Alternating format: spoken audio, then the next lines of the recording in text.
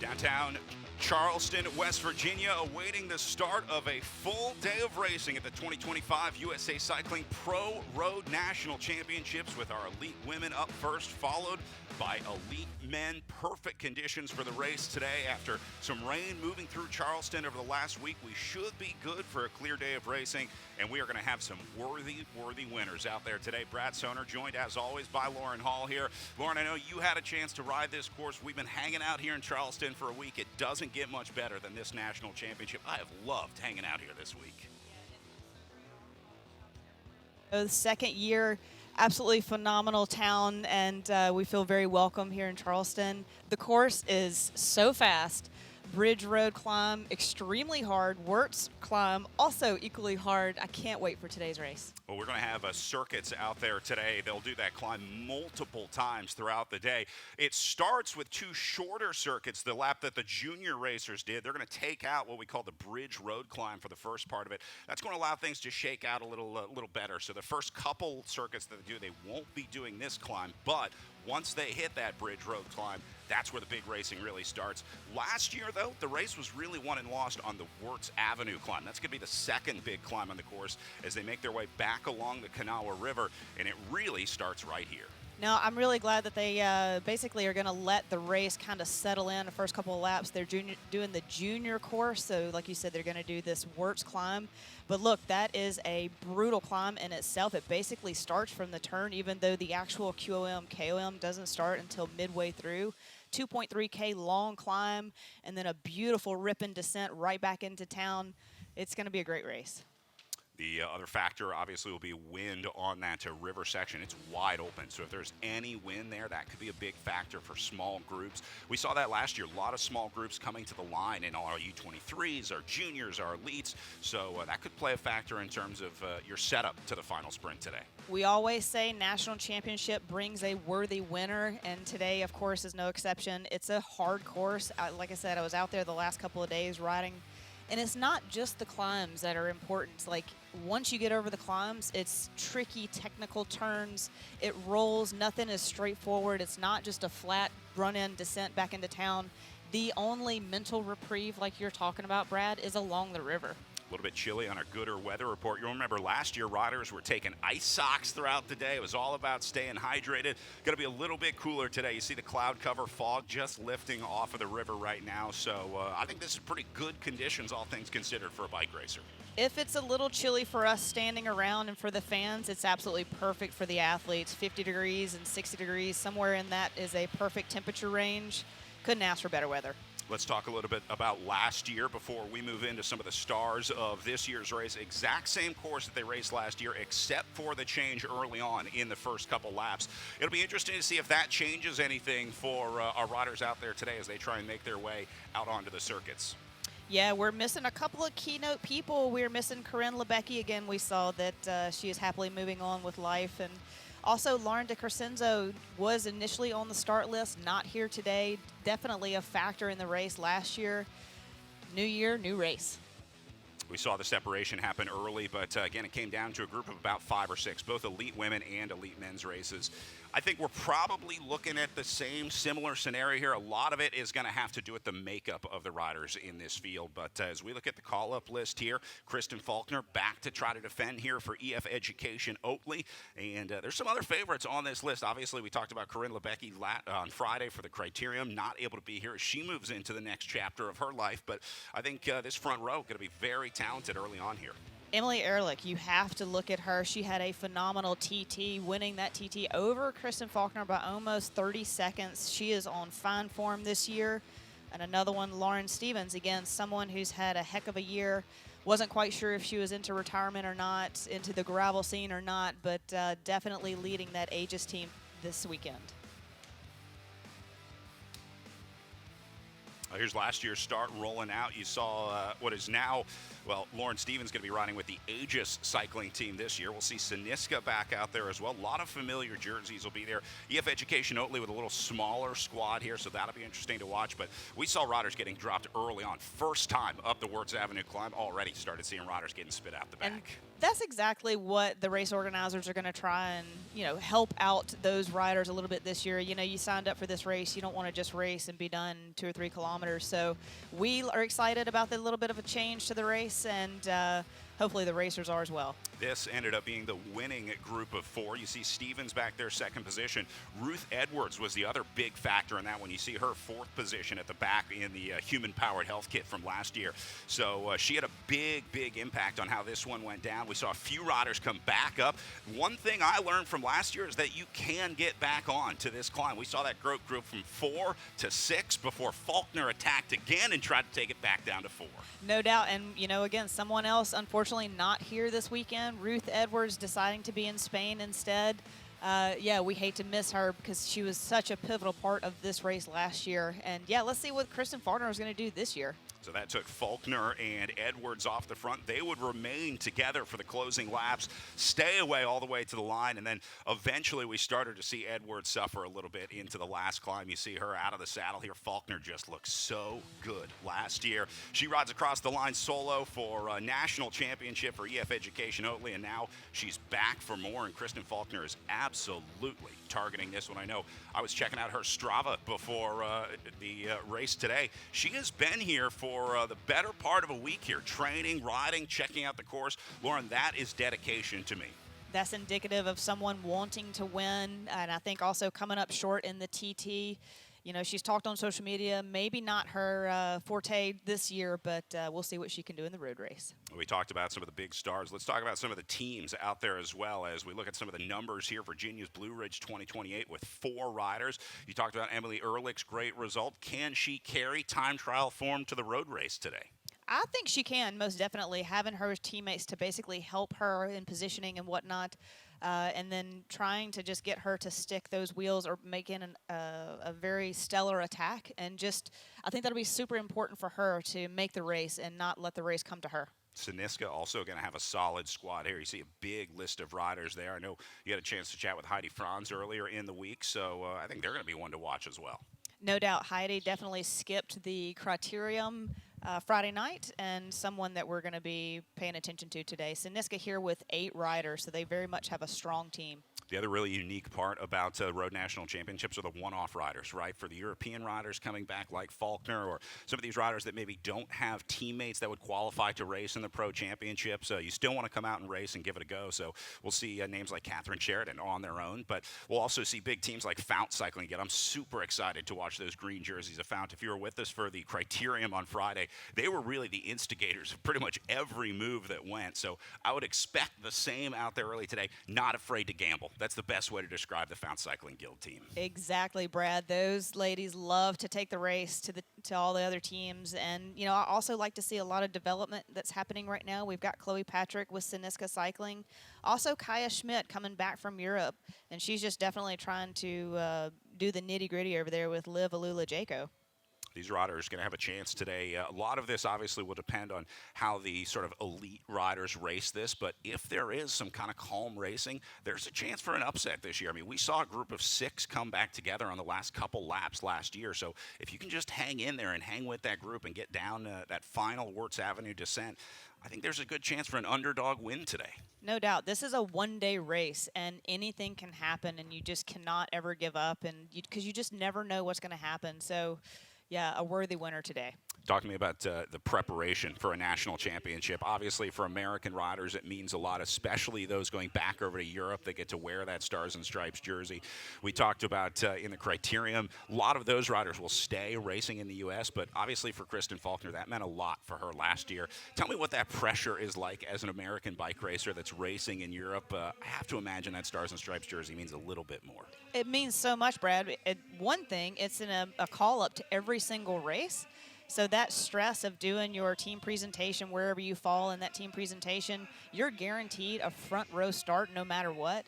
And then to be proud and wear that jersey, it means a lot to represent your country, and your team absolutely loves it. Every single team will sign a national champion. So it's almost a guaranteed contract. It's almost a guaranteed spot to World Championships. It's a big deal. Well, first riders making their way to the front row, starting with defending champion, Olympic gold medalist, and looking for a repeat for Kristen Faulkner of the EF Education Oatly team. Looking ready to go to me, Lauren.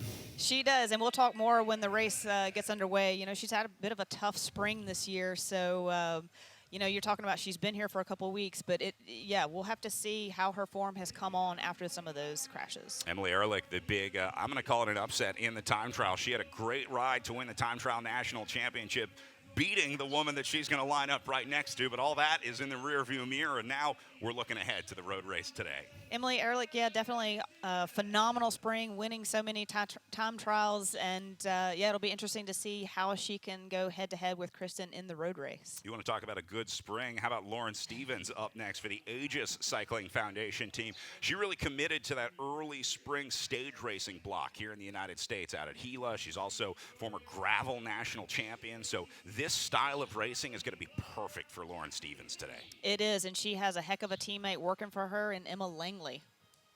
Next up, we see Cassidy Hickey from the CCB Levine Law Group team, your crit national champion in the U23 category. It'll be interesting to see if a sprinter can hang in there today, but big congratulations to Cassidy on the U23 national championship as well.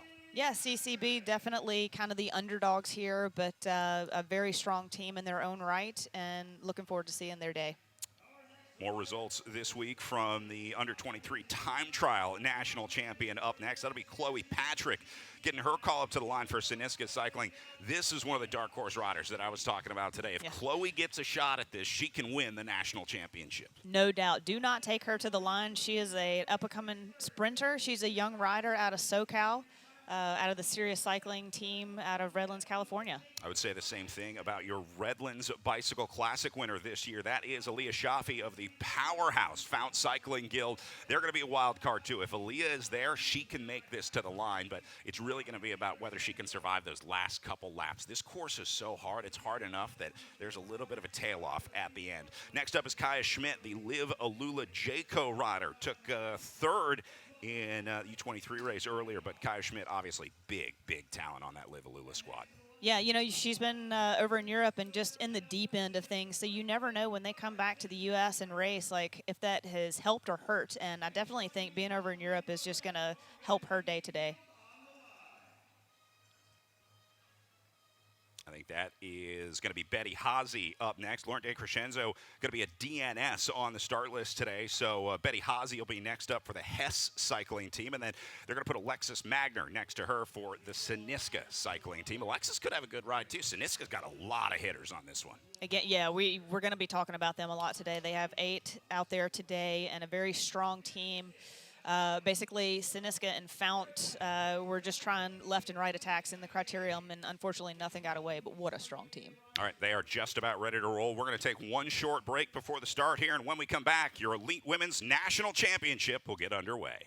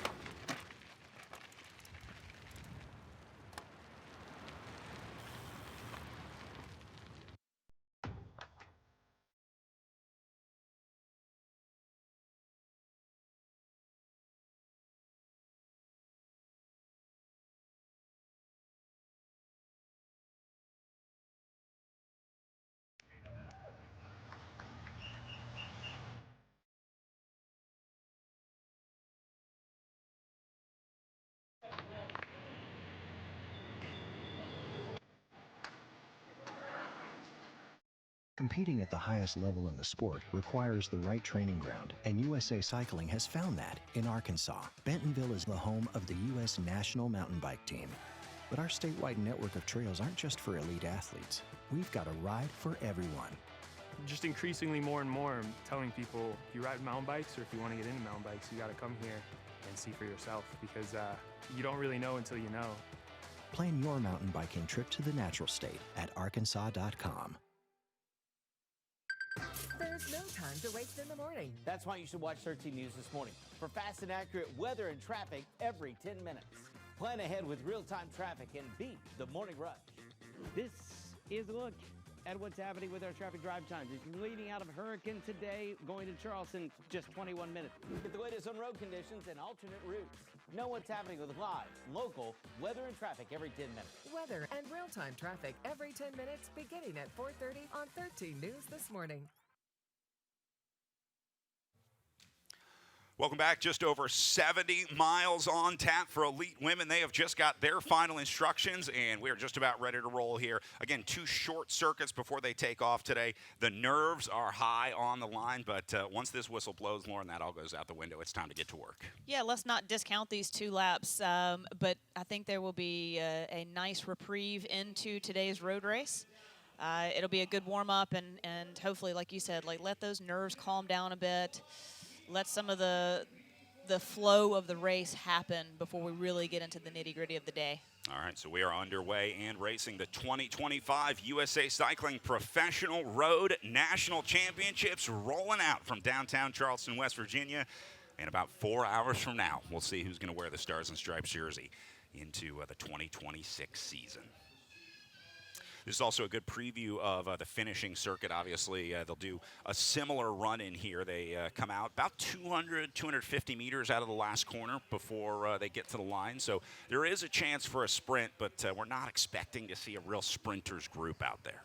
Yeah, and the interesting thing is that they're actually going the opposite direction of the criterium. So if you were looking in the criterium of really where to hone in your sprint line or where to take your sprint from the last corner, it's from the opposite direction today. So, but I know that everyone's been out here. The course has been closed during the junior races, Saturday, Sunday. So, you know, they've had plenty of time to come out here and recon all the climbs, all the descents, all these beautiful twists and turns of the Charleston roads. So, yeah, it's gonna be a worthy sprinter, worthy winner like you're talking about, Brad.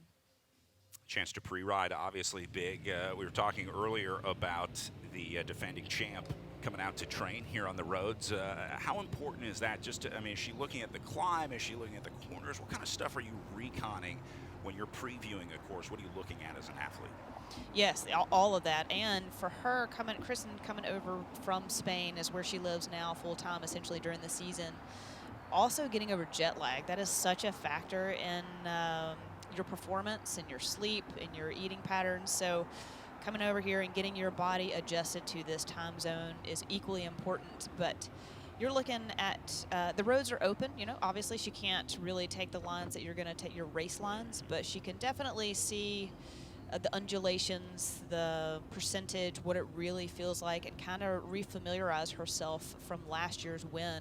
She was on such a high last year. You know, that was an Olympic year into Paris, which was extremely successful for Kristen. So a little bit different year this year for her. She's unfortunately had a couple of spring crashes, which have definitely set her back. But yeah, you know, you got to get back here and kind of refamiliarize yourself with that sensation. And see, you know, be real honest with yourself of how you feel. It's a different year when you come back as the defending champion. As they say, heavy is the head that wears the crown, right? Well, with a Stars and Stripes jersey and Olympic gold medal, that really changes your year in the lead up to it. There's a lot more supplemental activities that go into being a professional bike racer when you're winning big races like that. It's hard to repeat. It's really hard to do. I mean, some of the professionals make it look so easy and like it's just another day, but it is the hardest thing to do because, like you're saying, like everything changes and it's a whole different year, it's a whole different scenario, whole different race field, you know, especially a one-day race, maybe a stage race where you can lose time, make up time, and you have your teammates to really help out. But on a one-day race, like all bets off. It's just a whole new race. It just is so hard to do that again. They're going to be heading up the Wartz Avenue climb here pretty soon. They're working their way down Kanawha Boulevard right now along the Kanawha River.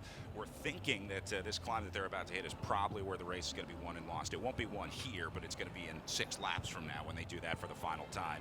How important will positioning be here early on? I mean, is there a fight on the climb, lap 1?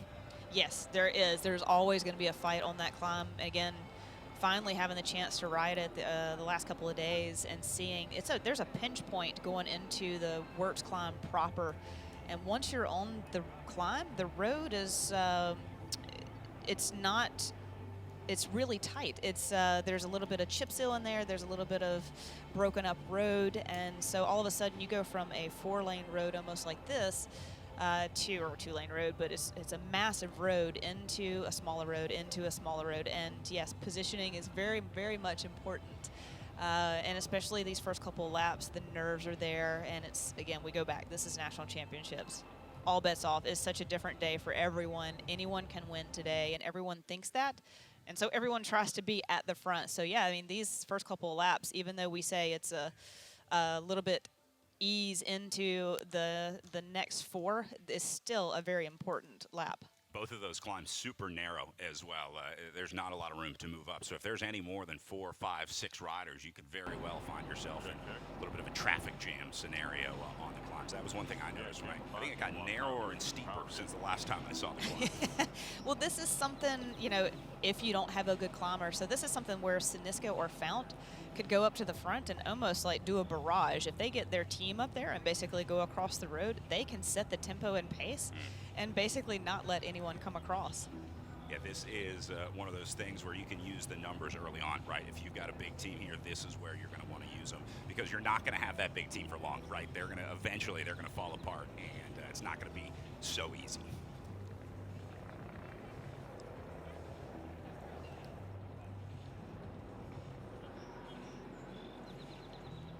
Pretty calm right now, though, waiting for the moves to go.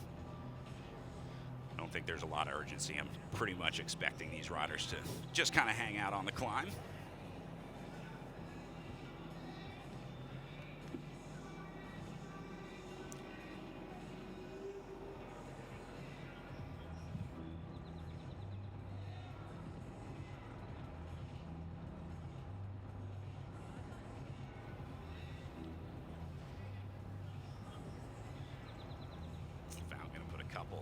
Up on the front here. I'll be surprised if more of those green jerseys don't make their way up there. The way that Fount raced on Friday was beyond impressive for us. The aggression that they showed, the ability to keep the tempo up, keep the pressure on, super impressive for those riders.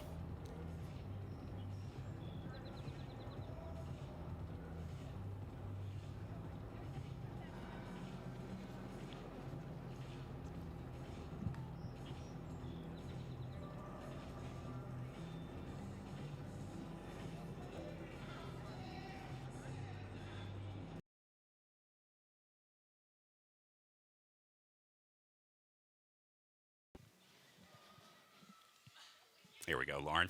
The Fount train arriving right on time. Yeah, and again, like this could be a Fount Synisca agreement here of, you know, let's try to keep this together as long as possible. And yeah, I think that's kind of a smart thing to do. Just the first lap, again, just be up there, be represented. We talk about that a lot in racing. Like, you never want to be at the back, and you want to be with your team. So. And again, we got Analog up on the left side of the road with Ava Hakeman basically holding on with Kara O'Neill there. And again, Ava and Kara, Ava more of a sprinter, Kara kind of an all-arounder.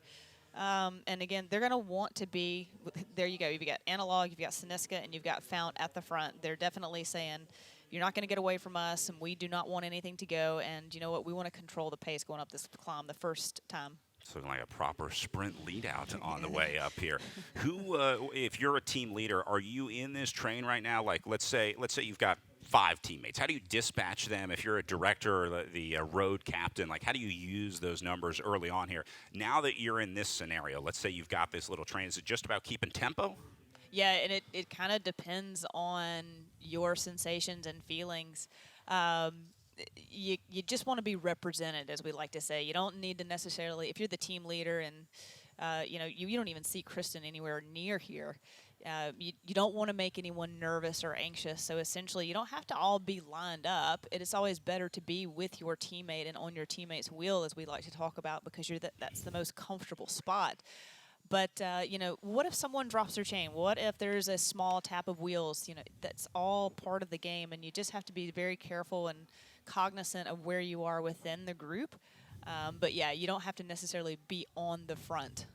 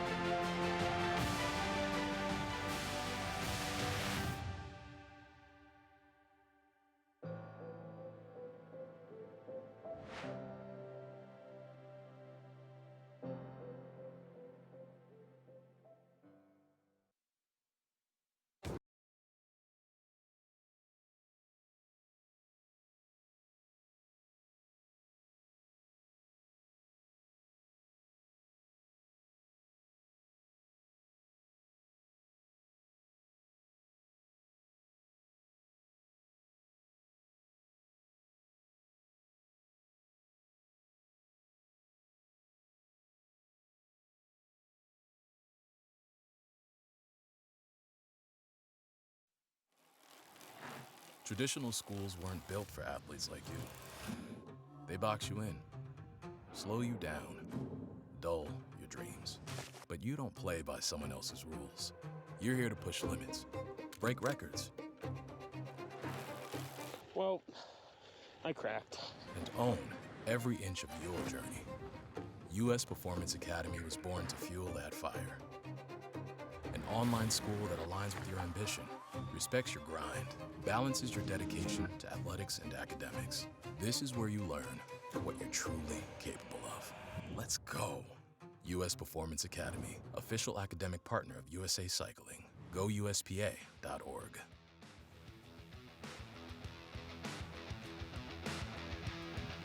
Welcome back. Live pictures from the Wartz Avenue climb on the way up and over. You see they've just gone through the end of that feed zone there, so that'll be just over the peak of this climb here. Lauren, looks like things pretty much stand together here first time up and over, but they just wrote some checks in those legs that they're going to have to cash later on in the day. Yeah, you know, and we were talking as we were watching them go into the climb right there. It was Fount Cycling Siniska up there, and now we've seen a change up here. We've got Kristen Faulkner towards the front and Virginia Blue Ridge 2028 up there. So, and again, something that we didn't really talk about pre-race is just because the climb is over doesn't mean the work is done. This rolls through these neighborhoods. There's these beautiful tight left-hand turns, a little bit of descents, but it's not over. And, you know, we are going to key in on the climbs a lot, but this course is just brutal, and it's going to be so much attrition today. And we'll also see that on the bridge climb. It just keeps going. We talk about the climb, but again, it's continuous out there. Looking at some of these riders at the back, you're already starting to see a little fatigue here, a little bit of bobbing side to side, feeling the effort up on the front. Little surprised that no one hit it harder. I mean, we didn't really see a team drive it here, but I guess there's going to be plenty of time for that with 8 times up this climb today. Be careful what you ask for. If you're trying to draw out and make something happen this early, you have to be prepared and ready for those moves. And so I think really right now, everyone, this is just nervous racing, having anyone gapped off towards the back. It's a 2.3K climb, and so it's not an easy up and over. You can't power up and over it. You have to really settle in. And again, we talk about the pinch point for that climb. You're not going to get but 3 or 4 cyclists wide on that climb. So yeah, if anyone's really setting the pace, you can't move up a whole lot. See some of these Aegis jerseys hanging out at the back. Emma Langley, great climber in her own right. She's going to be the right-hand woman for Lauren Stevens today on that Aegis squad. But looks like they're staying pretty calm out there. Got Catherine Sheridan with them. We're number 55 on her back. Good pickup for them. A few riders starting to come back in. This is what I was talking about earlier. If you do get dropped on the climb, you can get back. We just saw Aubrey Drummond roll back into the picture for the Competitive Edge racing team on the way up and over. Aubrey more of a crit style racer, but yeah, this is, you have these pre-race nerves and straight out the gate going into some efforts like this, it hurts. And so knowing that it's going to be okay, you can get back on. Again, Kaya Schmidt also coming back. You know, nothing to stress about just yet. You see Kaya just easily moving right back through the peloton. That's a great example of the professionalism of a rider like Kaya Schmidt. She's been here before. She knows she doesn't need to panic. She trusts in her legs. She trusts in what she can do and how she can ride. So I would expect, especially for a sprinter like that, you kind of sag it a little bit, right? You're not expected to ride at the front of this group. But this is the danger that you run into because it's really up to the riders on the front. If they decide to hit it coming off the climb, you might be in a little more trouble than you anticipated. An exposed descent after you've had kind of that closed, encapsulated road back into the more bigger highway here on the opposite lane of traffic. Yeah, if you're towards the back, you're definitely having to use some energy to get back on. That draft is so significant at the front. Look at this little split happening already. This is coming off of that Wartz Avenue climb. This group of about 10 up on the front really accelerated on the way down. And it only takes one rider to let that gap open up, and everyone behind them's paying the price. Yeah, and if you're towards the back, you definitely don't like to see that, especially if you were thinking that these first couple of laps were going to be more of a rolling into the race situation. That would be a very important factor as we go throughout the day. If that's the case on the first lap, yeah, this is going to be a brutal day for racing. Now they make the catch back together. This is your kind of wake-up call, right? If you were chasing back on here now, I have to imagine you just learned a lesson first time up and over Wartz Ave. Don't want to let that happen again. Exactly. If you're at the back, you go to the front right now. Back on to Conoway Boulevard. This is the same road that they were going out on earlier. They come back down off of that Wartz Road climb, and now they'll head back through one more time. They're going to do 2 of those circuits before they head over the river and do what we call the Bridge Road climb, which happens just, well, at the end of the bridge, right when you make it over. Right. And we were talking, Bradley, this is the only point in the course where you can mentally relax. It's flat, it's straightforward, you're back in town. You've done these climbs and all the twists and turns in the neighborhoods, and yeah, back to the flat part. And this is where you'll see relaxation a little bit and just calm in the Peloton. Probably also one of the few places you can get a draft on this course. Sit in, find a rider, sit on them. You're not going to draft on the way up. You're not going to draft on the way down. This is really the only flat section of this course. Definitely an easier draft. I mean, the Bridge Road descent is beautiful and winding. The Wartz climb that we just saw, and then that descent was beautiful. But you've got it's all about positioning. Here you can go back to the back and relax, but in the other 2 descents, that's not the case. Emma Langley hitting a gel already here, 19 minutes into the race. It's going to be a big battle keeping nutrition up today. A lot of riders taking gels early on here. It's amazing how that science changes seemingly every year. It's a new strategy, a new study, a new this, a new that. It seems like carbs are the hot item right now. I wish that was the case when I was racing. I felt like I was part of the old guard of just go see how long you could ride without eating. And then it was later in the career that it was, no, you need recovery right after and start to eat more. Now it's like, how much food can you consume and how much carbs can you consume on the bike? It's like, oh my gosh, that's beautiful. I love to see it. Love all the conversation more about women's health and women athletes and how we're getting to be more and more professional in that regard. Maybe the best calories you'll consume, though, are the recovery calories. Remember, last year, Kristen Faulkner came into the booth with some, I think it was Them Two Brothers barbecue, right? Them Two Brothers and a grill, I think it is. And I know she was looking forward to that again this year if she gets a W. Actually, we shook hands on it. If she won, we would deliver. So, Dem Two, I hope you guys are out there. We got our best people on it. Zaniska back up to the front here, just controlling the tempo early on. This also has an impact on how this race is going to go because this is your chance to kind of establish what's happening. Yeah, exactly, and kind of start to set the tone for your team, being up at the front and representing, really asserting that dominance and just that comfort level of where you should be in the Peloton is very much important.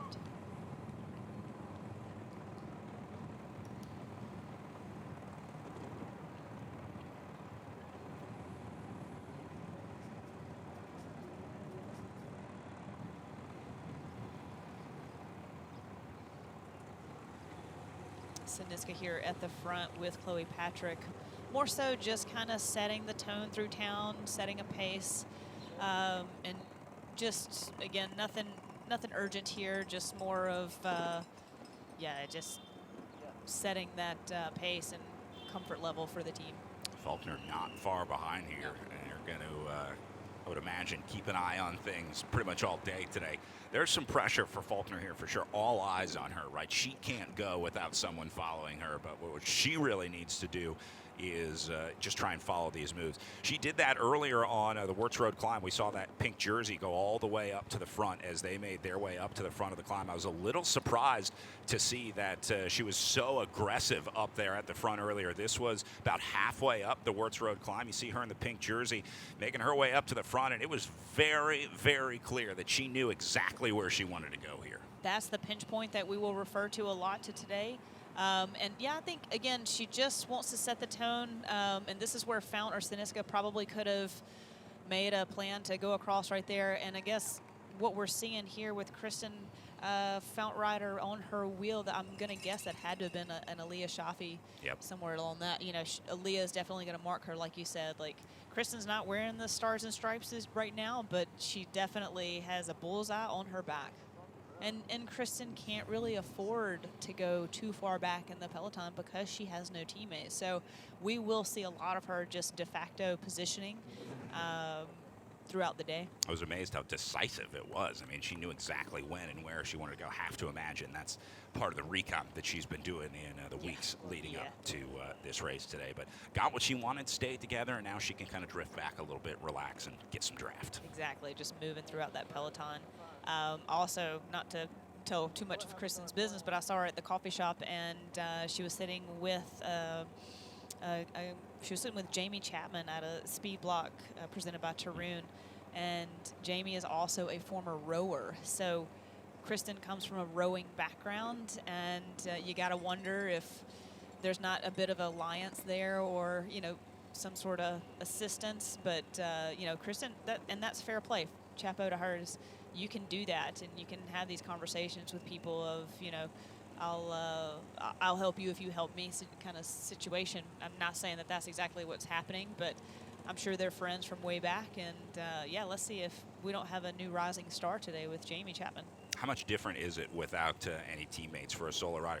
This is probably the only time that someone like Kristen Faulkner is going to race alone. Maybe if someone like Lauren Stevens with a gravel background would have some experience racing as solo, but I have to imagine it's significantly different than doing a stage race with your EF Education Oatly team. It's tough. I mean, not only on the road and racing, but also off the road, and your staff and timing and the manager's meeting. Like, does she have someone here for her to do that? EF does have a full, they've got the junior team, they have the U23 team, men's teams, and so I would imagine that staff is definitely helping her. So not technically alone off the bike, but on the bike, it's hard, but I think for her, she's so professional and done this enough now that it shouldn't be a problem today. Also saw Emily Ehrlich and Anna Hicks up on the front for the Virginia's Blue Ridge 2028 squad. They're going to keep Ehrlich up there because they want her to get into a move, right? If there's a split, they want to make sure that Emily is there because that's how she's going to win this bike race. It's not going to be in a climbing battle with Kristen Faulkner, but it's going to be somewhere where she can open up time on a flat like this and try and catch Faulkner and company off guard. No doubt. And if you're so strong in the time trial like Emily is, that just tells you that you're just all around strong. It definitely transfers over to road racing. It all is, Emily can get into this mindset of, I'm just going to TT for the next 30K. Like, and she can do that. And Emily can be off the front, a consummate teammate. She's been such an important part of their lead out team for sprinting. But yeah, today is her day, I would imagine, and having a couple of teammates to help her out is crucial. Found some reinforcements up to the front, as if they needed more jerseys up here. But again, this is their MO. Love the way that this team races under the direction of Jennifer Wheeler, a rider, coach, director. Yeah. I'm not really sure how to classify Jen. With a full-time job as well, and a little one and a family. Yeah, a do-it-all kind of person. Had a chance to talk to Jennifer Wheeler last week and just kind of get a sense for her team. And it's no longer we're just here to see what we can do. I mean, they've definitely been a team to watch this year, having a couple of GC wins with Aaliyah Shafi. Very strong team. They're definitely someone to watch today. They have 7 riders.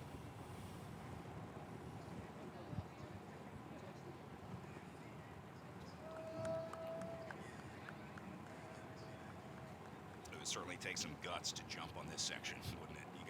You got to be confident in your snap and your TT ability if you're going to try and go on Kanawha Boulevard here. That, or you have numbers. That's going to be the game today, I think. Again, we're going to talk about Kristen being the former champion last year. It looks like we already have some issues. Someone, hate to see that. Going to be a United rider in the medical tent here. Not sure if there was an incident on course or maybe just not feeling great this morning. Yeah, I wonder if that was part of the gap in the peloton that we saw. See if we can get some more info on that as we go back up to the front here.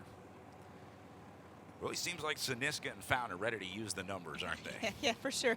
And they should. That's going to be that's what we were talking about just a minute ago. That's going to be their MO. and their strength that they're going to have to play.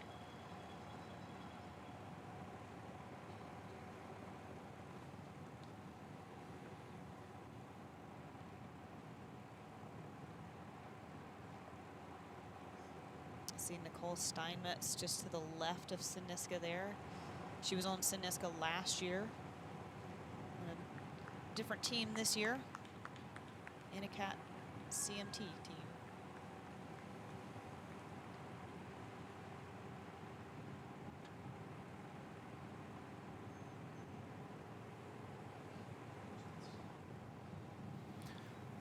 More reinforcements coming up the side. That looks like Heidi Franz coming up. Yeah, also Heidi also spending most of her time in Europe with her husband Wade. So good to see her back in the U.S. and training. She was actually in Boulder for a couple of weeks, getting some high altitude training with some of the other women in the Peloton, Heather Fisher and Caroline Resin. And those are two that we haven't talked about yet today, and I imagine we'll be talking about them later in the race.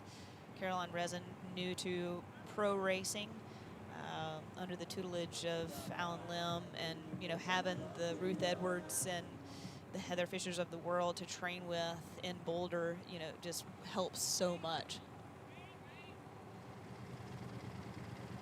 They say you are who you surround yourself with. Right. I would say Boulder's a pretty good place to surround yourself with strong riders. Someone we won't see a whole lot, but we're going to talk about later today, is someone like Lauren Stevens. She historically likes to ride near the back of the race until, things really get a little bit decisive. Yep. So I would think that she would probably send her Emma Langley's up to the front, Catherine up to the front for her, just to cover and be represented up there. And we haven't seen them quite yet, but I think throughout the race we will also talk about them. Kind of a Lucas Bourgoin-esque strategy. If you were with us on Friday night, you saw the men's Criterium National Champion spend the first half of his race hanging out at the back, giving out high fives, waving to the crowd, but got to the front when it mattered. That blows my mind, but oh my gosh, you were right. Like, such a fun interview. What good energy those guys have. Loved watching that race. And so much of that is experience, right? Those guys have been through so many races. They're comfortable with how strong they are. They knew that they'd be able to move through the field. So it's going to be the exact same story out here with names like Lauren Stevens and Kristen Faulkner. Really no reason for them to be at the front right now. They're confident that they can get there. We did see Faulkner a little nervous on that first climb, though, in a way that Lauren Stevens didn't really approach it with such urgency. Good point, Brad. Yeah, we didn't see Lauren Stevens up there. And again, I just think like it's so early in the race where it's just different styles of racing, which is great to see. And that's why we love the Peloton, is because all those different styles of racing come into one group.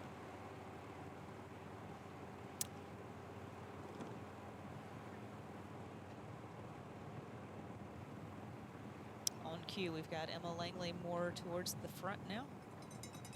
Also Monarch Racing moving up the left side, more of a development team out of San Francisco. United also towards the front in that blue jersey and white helmet.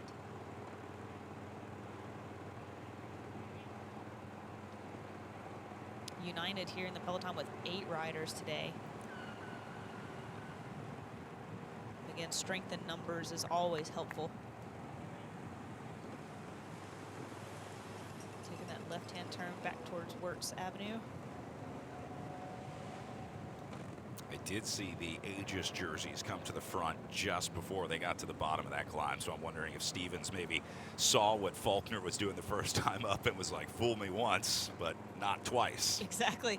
And you get a sense lap after lap. What's fun about laps is the first lap, you kind of see what everybody else is doing. Then the second lap, you then decide from that what you want to do as a team. And again, we've got the Siniska Fount combo towards the front. You know what's interesting is that it's already climbing here. It's a 2% grade right through here, Brad. So, when they get to the climb proper, they've already got a little bit of elevation in their legs. And lap after lap, like, this is just crucial through here.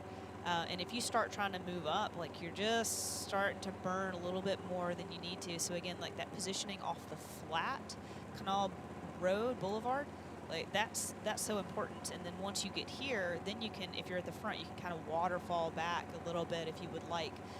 But to go the opposite direction of trying to move up while it's 2% grade, that's going to start asking a little bit of yourself later in the race. A whole lot harder to move up here than it would be. Well, it might not be harder to move up as far as through the group or the Peloton because you're not going as fast, but you're using a bit more energy, I'd say. If that's what I guess I'm trying to articulate.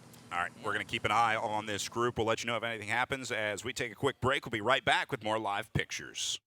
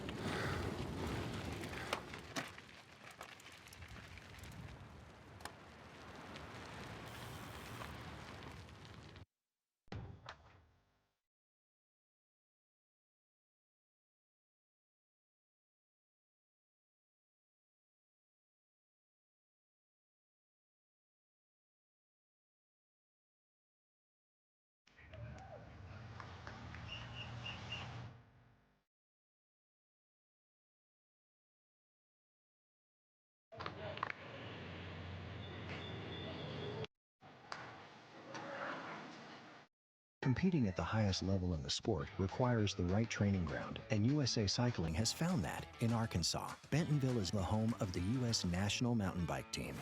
But our statewide network of trails aren't just for elite athletes. We've got a ride for everyone. Just increasingly more and more, I'm telling people, if you ride mountain bikes or if you want to get into mountain bikes, you got to come here and see for yourself because you don't really know until you know. Plan your mountain biking trip to the natural state at arkansas.com. There's no time to waste in the morning. That's why you should watch 13 News this morning for fast and accurate weather and traffic every 10 minutes. Plan ahead with real-time traffic and beat the morning rush. This is a look at what's happening with our traffic drive times. If you're leaving out of Hurricane today, going to Charleston, just 21 minutes. Get the latest on road conditions and alternate routes. Know what's happening with live, local, weather and traffic every 10 minutes. Weather and real-time traffic every 10 minutes beginning at 4:30 on 13 News This Morning.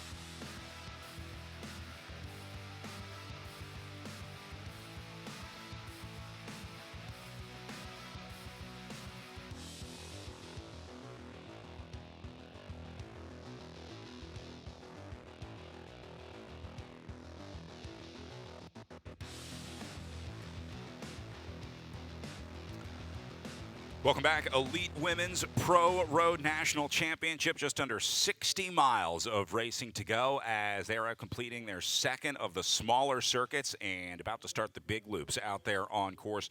First time up and over the Wartz Avenue climb. No real action to write home about. We're not expecting to really see anything big happen there until the final couple, maybe 3 laps to go on the way up there. But we did see Kristen Faulkner get to the front last time. That's going to be the same situation here. She's really just trying to protect her position up there. No doubt, and that's what we're going to be talking a lot about today for that climb is positioning, because right when she basically made her move, it's a pinch point, and we'll talk about that a lot today. But yeah, hopefully, yeah, we'll see what comes out of this next lap. I can imagine that it's going to be a similar scenario as last lap.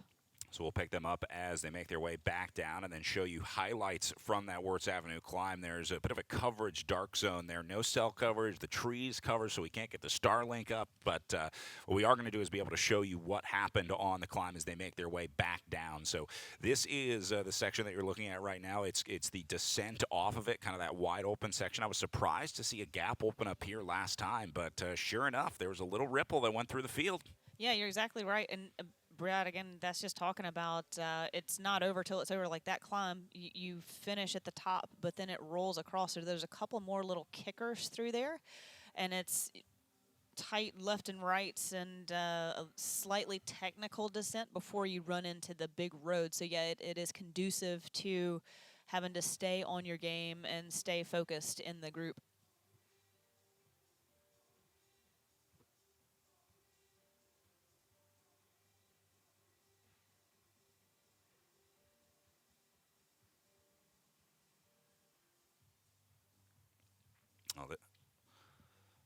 There is your front of caravan working its way down. We talked a little bit about the strategy for Kristen Faulkner. A big part of that is going to be the support behind her. I had a chance to catch up with her director, John O'Coulter of the EF Education Oatly team yesterday.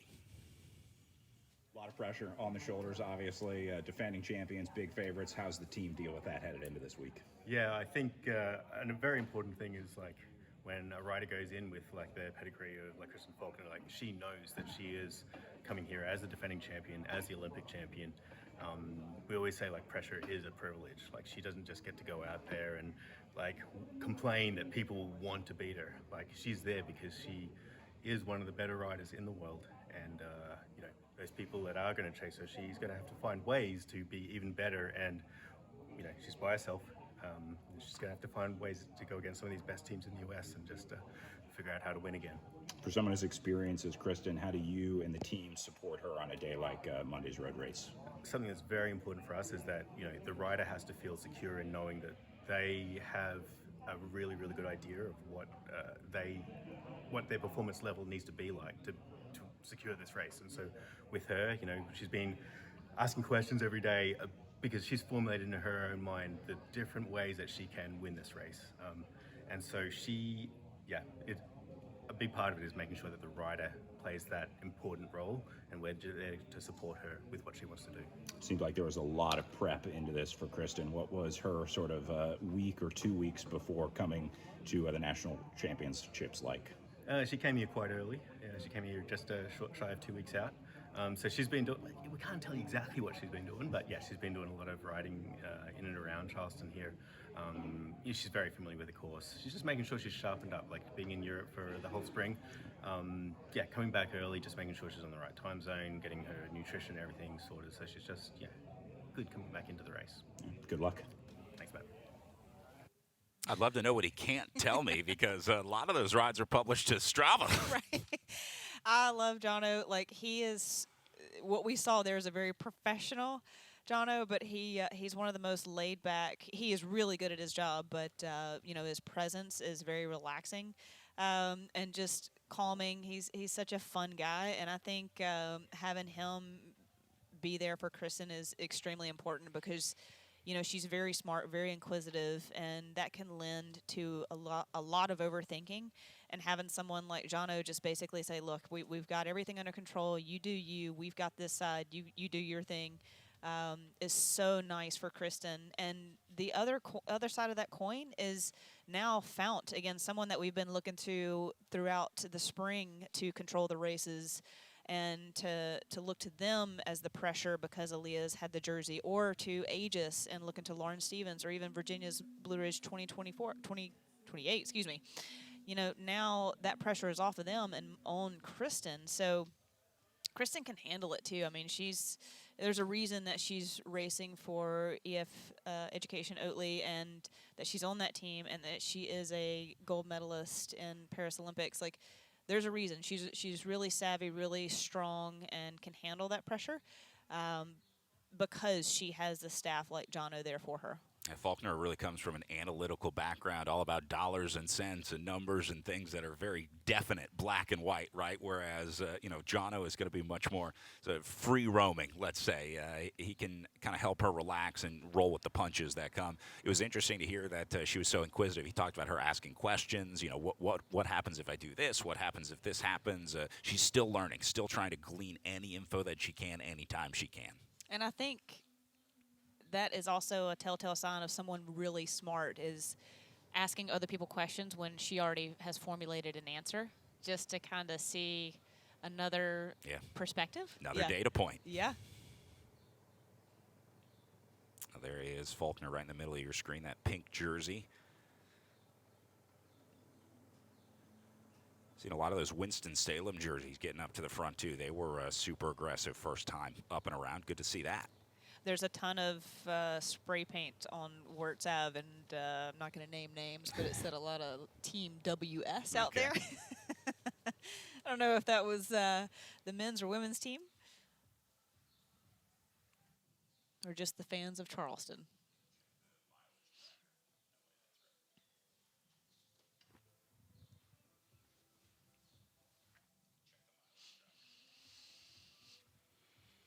All right, well, earlier on that Wartz Avenue climb, they have just come off of it and working their way back down right now. No real action on the way up this time. This was starting right at the bottom here. You see Aegis getting up to the front. But what I didn't see is Kristen Faulkner jump to the front like she did the first time. Yeah, you can just see her spotted behind Siniska, Fount, and Aegis right there to the right of the Peloton. Again, that first time through, she wanted to set the precedent and set the tone to be the first through. We talk about that pinch point. That'll be so crucial for any breakaways going because you can see it's a pretty tight course through here. Also, look at the road and where you want to be and have a clean line, because any of that can really disrupt your pedal stroke. And yeah, Emma Langley of Aegis team here basically setting the pace and tone going up Wartz Ave. You can see where it really starts right here. Once Langley gets out of the saddle, all bets are off. This is where the racing really begins on that Wartz Avenue climb, and you see everyone getting out of the saddle now. So this is going to be a good preview of that finish. You can really see how it affects the race when there's an antagonist in the group, and right now that's Langley for the Aegis cycling team. Second time up and over Wartz Avenue.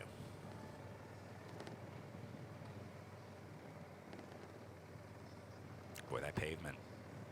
There's definitely a good line and a rough line on the way up here. And all the foliage on the leaves. I mean, like I said, you get around these turns and you can't see 100 meters up the road, and which is great if you're at the front of the group. But if you're at the back, like that's unnerving. So yeah, this is such a tight course through here. I love to see it. It only opens up once you get over the top, and even at the top, it's got this lip back onto the main road, and it's this punchy little kick right here just over the top, and then it's a bit of reprieve.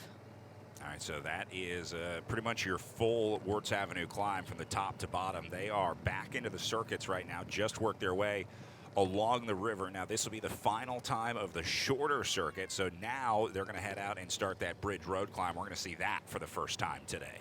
This is Emily Ehrlich right here to the front, Virginia's Blue Ridge 2028. And again, positioning, like we were talking about in the Wartz, is going to be even more important now going into bridge. And it's not even into bridge climb, it's going up and over the bridge that is important, because that is a little bit of an effort. And then you're setting yourself up positioning for bridge. And the difference in the climbs is night and day. Wartz, you gradually ride into it, steeper and steeper and steeper to the top. Bridge, steep right from the bottom, intense, hard climbing.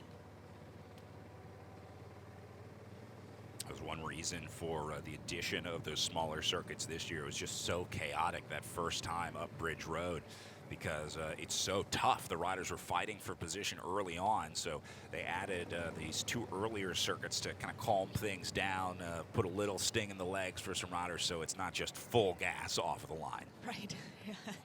It would be disheartening to know that you came for only 2 or 3 kilometers, so Yeah. I like the change.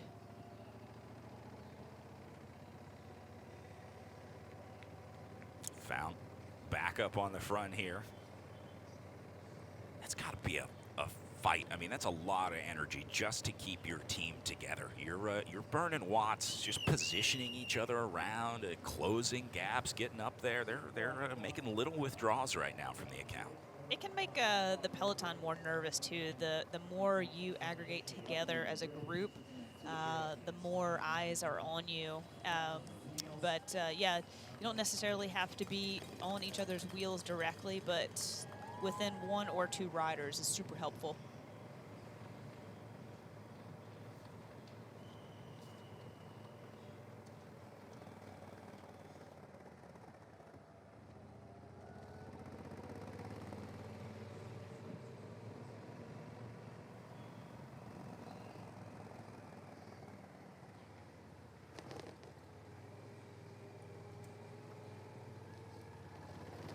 All right, 2 sweeping right-hand turns coming up and over the bridge now.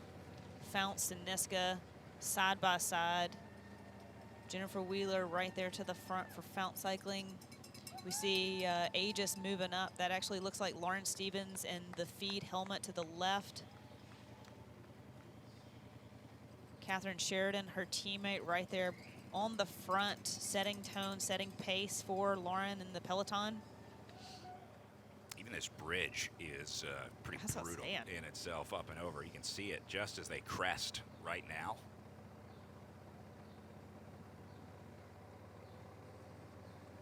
And then the climbing starts immediately as they make their way off the bridge here. I just got nervous watching it. As a sprinter, oh man, sickening. Heart beating a little faster right now, Lauren.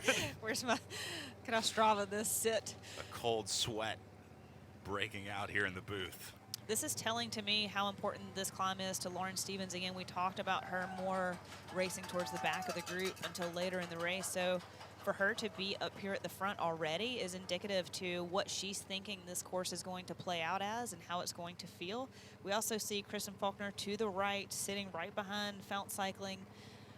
Yeah, this is important the first time up, just to get a sense and sensation of how everyone's going to race and how this day is going to feel for you. Virginia's Blue Ridge 2028 right there to the left. They just got a new signing, Emily Gilbert out of Tucson, Arizona. She's with University of Arizona. Great new signing for them. Young up-and-coming talent, super strong. Ridden with her a couple of times this winter. Phenomenal rider, and looking forward to what she's going to be able to do for Virginia's Blue Ridge 2028. Just about 3K to the top of this climb, a little longer on the Bridge Road climb. Excited to see the setup up at the top. I know last year they had a pretty good party going on up there. I don't know if it's too early to start partying here in Charleston. Hey man, it's 5 o'clock somewhere. As a matter of fact, I saw the signs yesterday already set up for when you're ready to pull the pin. There's a cold beer up at the top waiting for you. Right on. It is 8:53 in the morning, but maybe not yet. Not in Asia. Already starting to see some riders coming off the back on the right-hand side of your picture here. This is to be expected. I mean, typically the riders that you see coming unglued here, they had no illusions that they were going to be riding at the front here. The sprinters and the non-climbers in this race know that they're sprinters and non-climbers, so not a whole lot of panic at the back right now. You do what you can early on, contribute what you can to the team, and then turn it over to your teammates to do what they do best. Yeah, that was Jennifer Wheeler off the back. And just as we're talking, this is Emily Gilbert right here on the front for Virginia's Blue Ridge 2028, setting a fast pace. Look for her early in the race. Again, I'm not quite sure if she'll make it through the entire race, but definitely doing her work for her team today.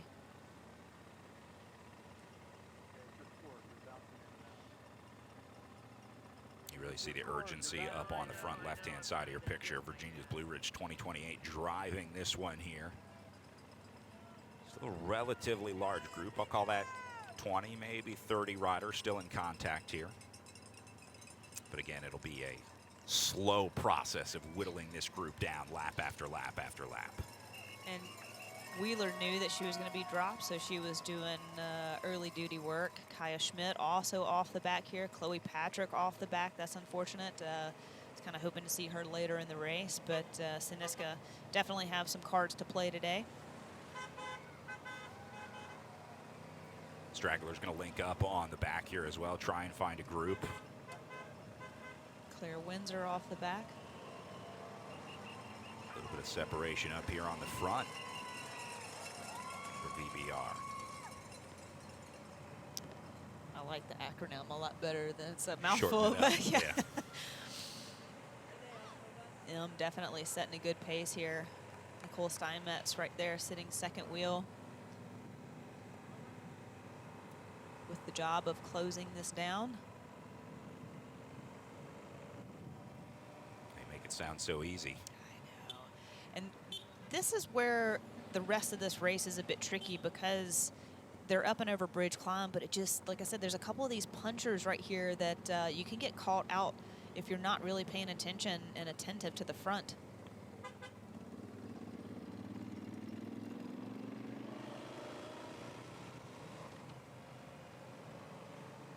Starting to go single file on the front. Here's Faulkner, fourth position. She's sensing that there might be some imminent moves coming.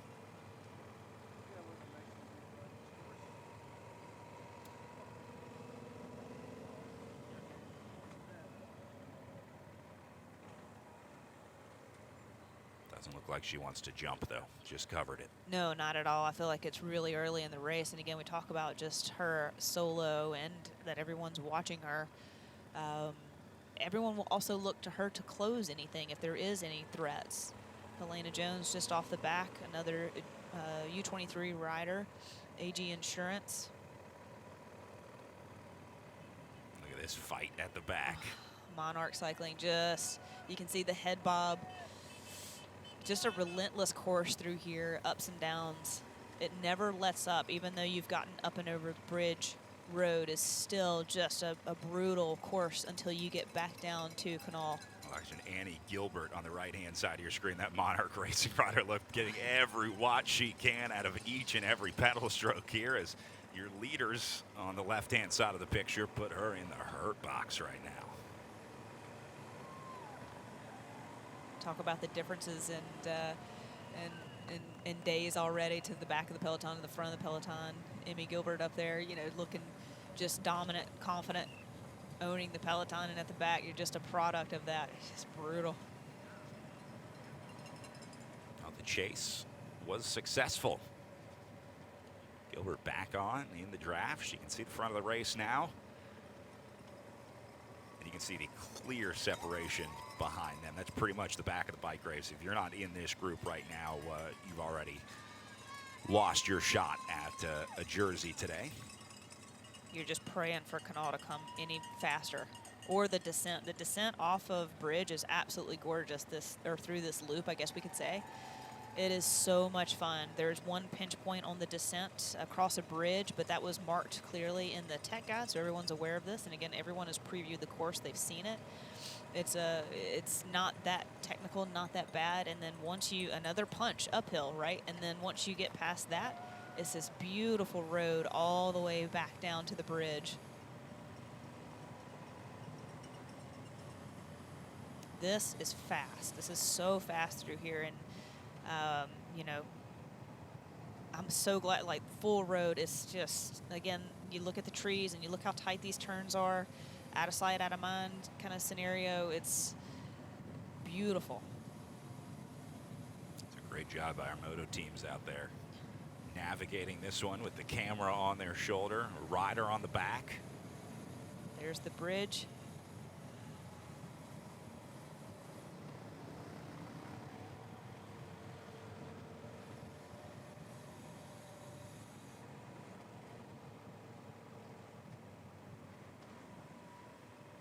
Gap going to open up on the way down here too. Is this anything to be worried about, Lauren? Not necessarily, but that's just a cautious descender. Maybe not knowing who you're racing up against. You know, Kristen hasn't been in the U.S. and racing against these women and vice versa. And again, it's national championships. You don't want anything to happen. So, yeah, just, you know, we're still early in the race. We can be cautious. We've still got a lot of length in our legs to go and strength there. So it's okay if we have a little bit of a gap. No one's trying to make a breakaway happen, and it's just a product of descending. Faulkner omnipresent at the front here. There she is once again. You see how she doesn't panic to close this gap in the little mini tuck here. She knows she doesn't need to worry yet.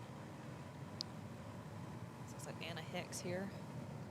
She's had a mechanical or something. A little surprising. She was riding at the front earlier, doing what she could for that Virginia's Blue Ridge 2028 squad. Well, looks like CCB and another VBR rider off the front here, just barely. Stevens moving up too. That's her at the front of, I don't want to call it the chase, but third position on the road right here. Got Faulkner right behind her. Now they're coming up to a right-hand turn to the bridge.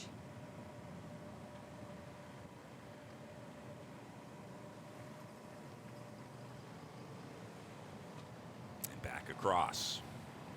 So this is the bridge they went over earlier as we saw them starting the climb. They've just finished, and now they're going to head back out to Wartz Avenue. Beautiful shots of Charleston here. The river's great.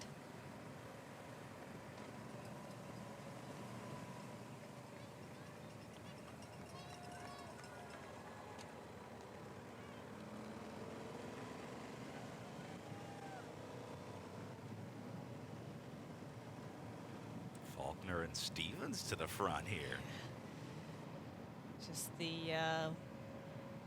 Just the momentum you have. You've been up there and taking those two sweeping right-hand turns back onto Canal. You see the kind of reset. Everyone looked around. Look at the soft pedal. Yeah. I think everyone's good with taking a little break here in the group.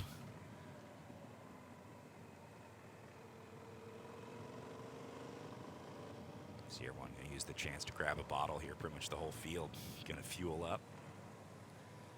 This would be the time to jump if you wanted to get away and wanted to get a gap. Doesn't get much better than this. Yeah, if you had the numbers, this is when you kind of have the opportunity to go.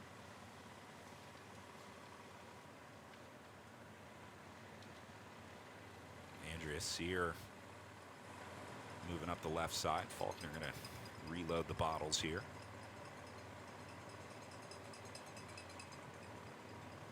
This would be a good chance to kind of reset as well. I think that relationship between Kristen and Jono that we talked about earlier going to be important on a day like today. Will they chat here? I mean, will she go back and just kind of recap, debrief lap one? Yeah, for sure, if it's something that she needs to offload. More so, honestly, just go back for food and nutrition and get a sense. And like I said, good to see some attacks happening. Emma Langley, Aegis Cycling Foundation. This is a tough time for Faulkner here. She's probably going to cancel that feed. Yep. Because Emma's a really good time trialist. She was at Tour of the Gila on a road bike and had like a top 5, I think, in the time trial. So that's someone that Kristen has on her short list.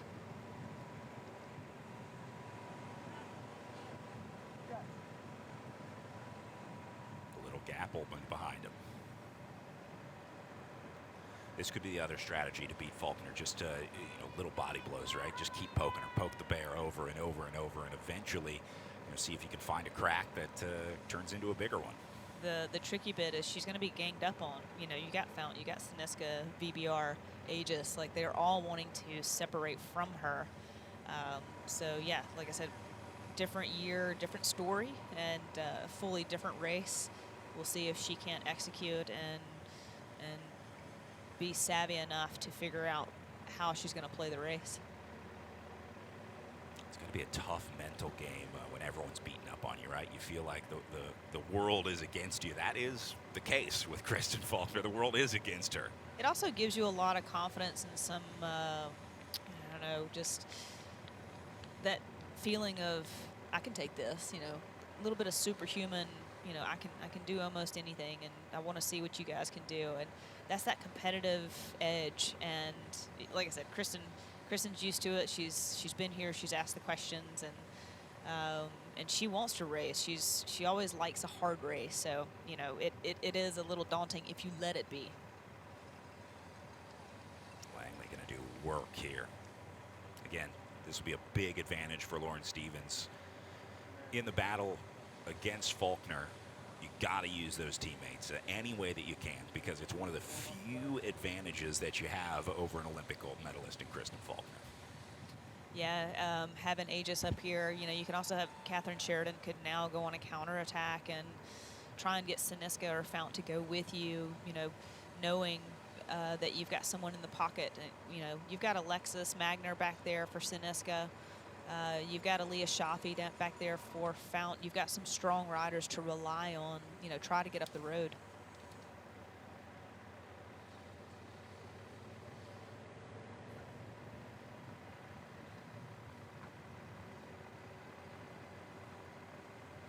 CCB going to take over now. It's been really cool watching this CCB squad grow over the last few years. Really sort of moving their way into a domestic powerhouse team, launching big riders, including Cassidy Hickey, getting her into a Stars and Stripes jersey in U23 Criterium. But this has been a long time in the making for CCB. Yeah, I mean, they had a stacked women's field in the U23 race and just dominated. Essentially, they could just send one offer after next, and they had a solo rider in for the win like that. And yeah, it's really great to see. Natalie Quinn has come out of that program, very successful rider.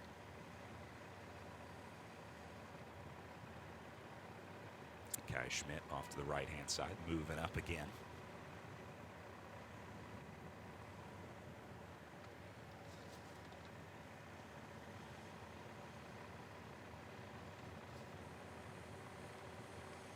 Then Langley back to the back of the group, job done. Yeah. Just a reset, reshuffle.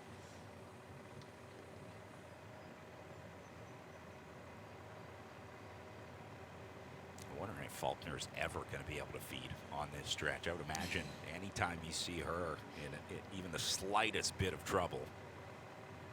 Or anytime that she moves back to the back of the yeah, group. I mean, if I'm any other team and I see Faulkner, that's fair play, doing anything but racing her bike at the front, I would never break the unwritten rule in the feed zone. I do think that is sacred ground.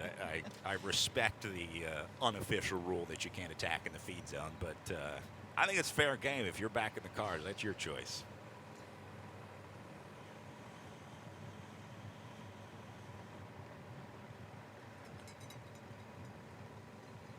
All spread out across the road here too. A relatively easy tempo right now. Yeah, they're about to make the left-hand turn towards Wartz. Surprised. Don't see more riders kind of jockeying their way up to the front, but this Langley, Schmidt, riders like that, they're plenty comfortable here.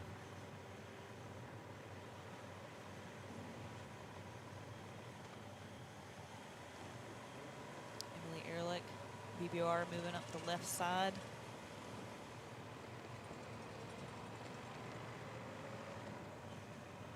CCB still at the front. Siniska right down the middle. Fount to the left of them.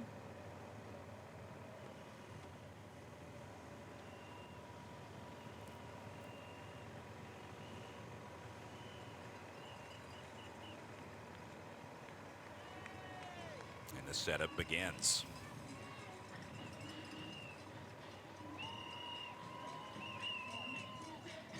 Seems like the outside, maybe one of the best places to be here, because you only have to worry about getting washed up one side, right? You can sort of like sprinting against the fence. You only have to worry about keeping an eye on one side. Kind of the same thing here. Siniska and Fount took opposite sides of the road, kind of used that to move their trains up here. Yeah, that's it. You do definitely see that in racing with teams lining up on one side. You can kind of protect yourself and your team by only having the width of the road for the extent of your team 4 or 5 deep. And then that way you've got control towards the gutter of the road. And then, like you said, you can kind of just look only to your left shoulder, right shoulder of who's trying to come around you. And it's almost like playing with the throttle a little bit. You can throttle it up to where it's a hard enough tempo where no one else wants to move up in front of you. And as soon as they don't move up and they just move beside you, you let off the gas a little bit, because you're not trying to do a full-out attacking effort here. You're really just trying to set a nice tempo.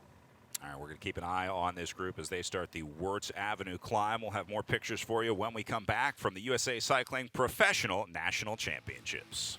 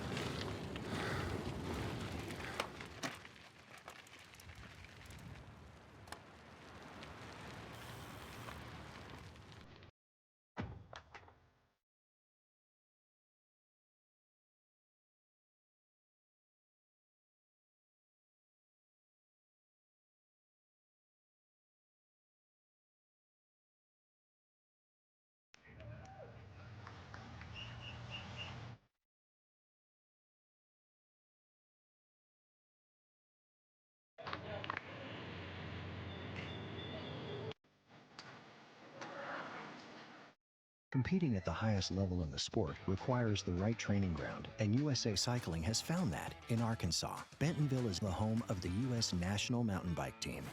But our statewide network of trails aren't just for elite athletes. We've got a ride for everyone. Just increasingly more and more, I'm telling people, if you ride mountain bikes or if you want to get into mountain bikes, you got to come here and see for yourself, because you don't really know until you know. Plan your mountain biking trip to the natural state at arkansas.com. There's no time to waste in the morning. That's why you should watch 13 News this morning for fast and accurate weather and traffic every 10 minutes. Plan ahead with real-time traffic and beat the morning rush.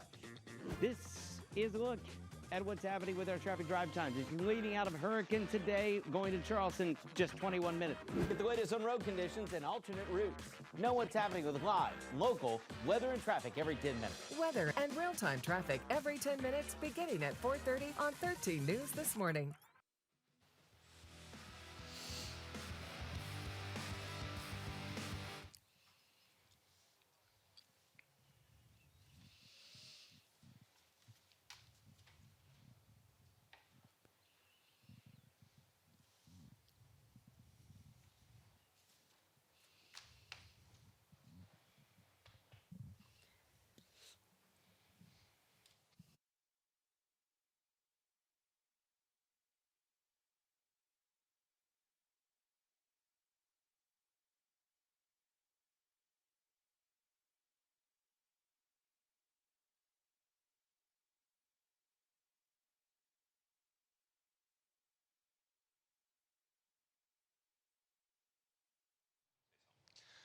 Czech, Polak, Lithuanian, Hungarian, Czech.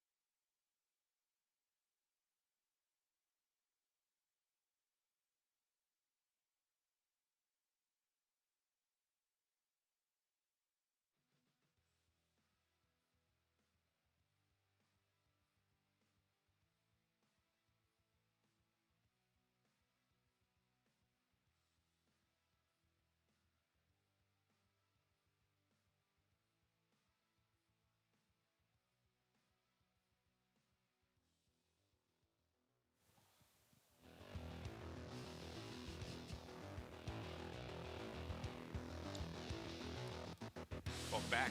Good look at your finish line. You see 3 on the lap counter as they have made their way up and over the Wartz Avenue climb for the second time, working their way back down right now. Last time we saw them, group was all together, but we saw some big teams starting to move up to the front, including Synisca Cycling, being joined in the booth right now by Chris Gutowski of Synisca.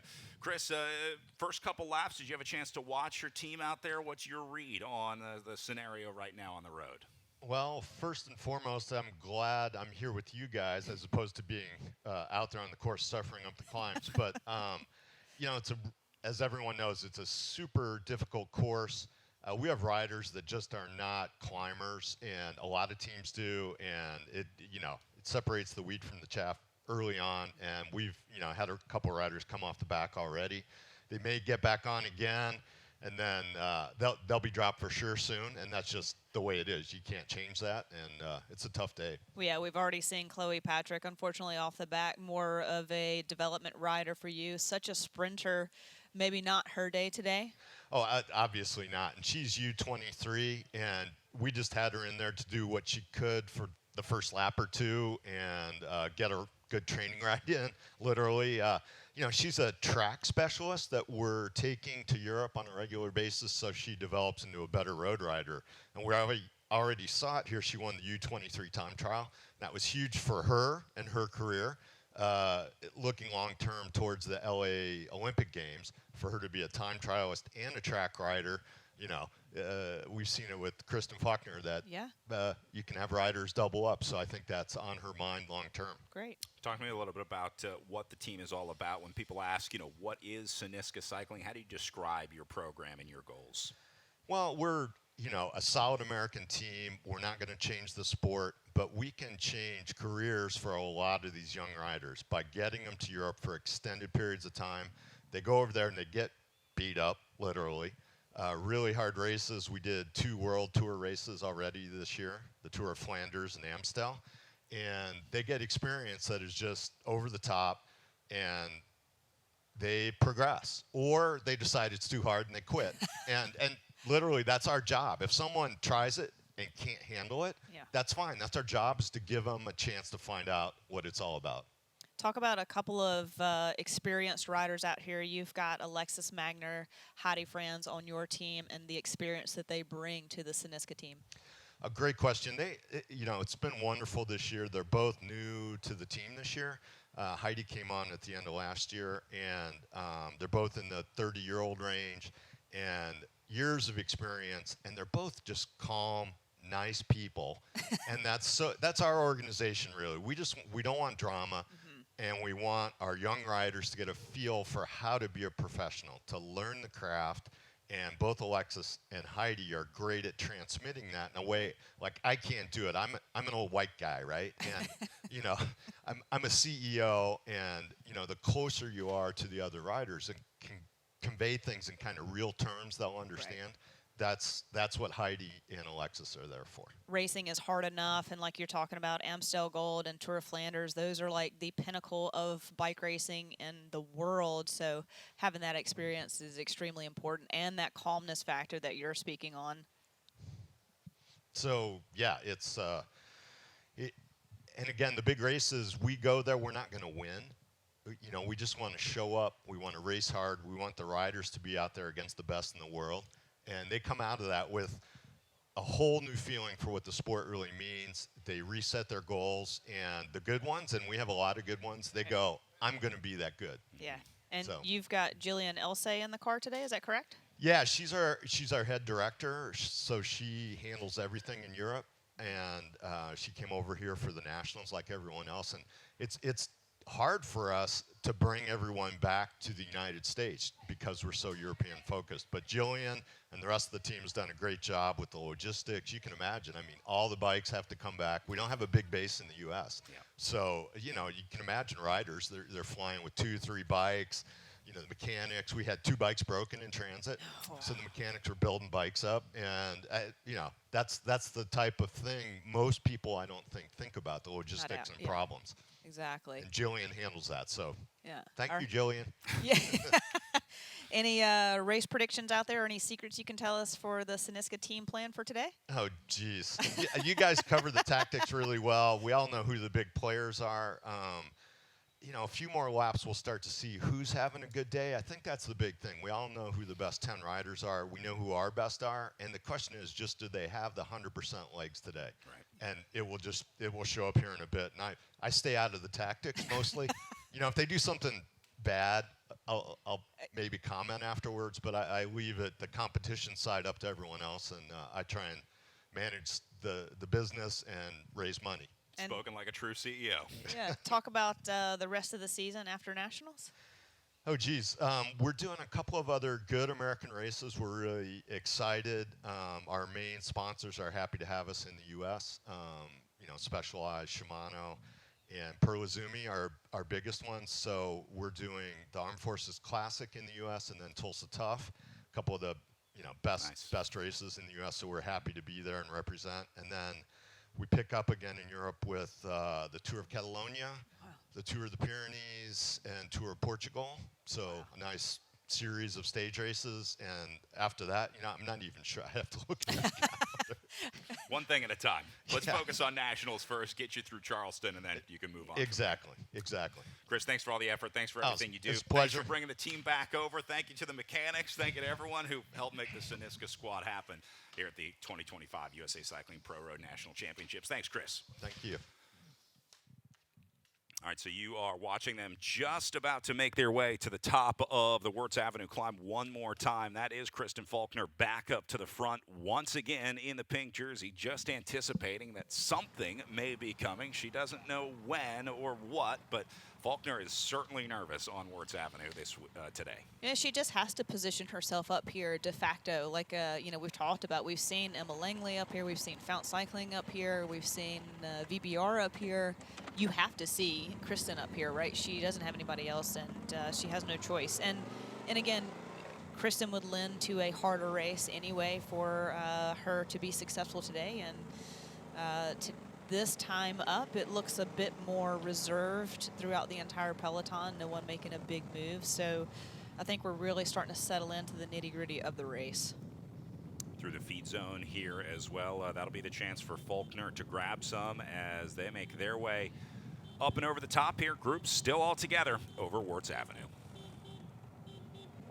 All right, so picking up the live pictures as, again, brought you the tape delay coverage of that Wartz Avenue climb. They are now back on to Conoway Boulevard, so they've just come off of Wartz and now working their way back along the river here.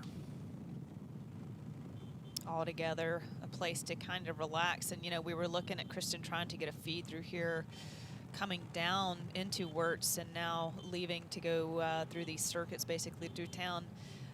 If anything, she would hope to have maybe in the feed zone along Wartz, that would be another option for her to pick up a bottle or some nutrition along the way if no one really is going to let her ebb to the back of the group to talk to Jono in the team car or grab anything from him. But I think, you know, as the race plays out, that would be a good option for her. This is the finishing circuit that they're on right now. We didn't really see any moves made in the finishing circuits last year. It was, well, in the elite women's race, the move had already been made. Faulkner didn't really have to worry about any technical riding on the circuit. Do you think that was part of her plan? I mean, knowing that she's probably not the best sprinter in this group, she knew she had to isolate herself early on. Yeah, you know, after talking to Chris and talking about some of the races that Synisca has done, and that made me think about Tour of Flanders. And a lot of times you don't have to take the race to the Peloton at Flanders. Essentially, you can use the course to basically whittle down and bring the race to you. So, you know, a lot of times we talk about racing the Peloton or racing the course. And I think today, Kristen, like she did last year, can just let the course race itself. And just that attrition factor just starts to wear down, and more people go out the back than they do off the front. So, yeah, you don't have to be some technically savvy sprinter or, you know, really play some amazing elaborate scheme in the race. It could just come to you naturally, and I think that might be the case for today.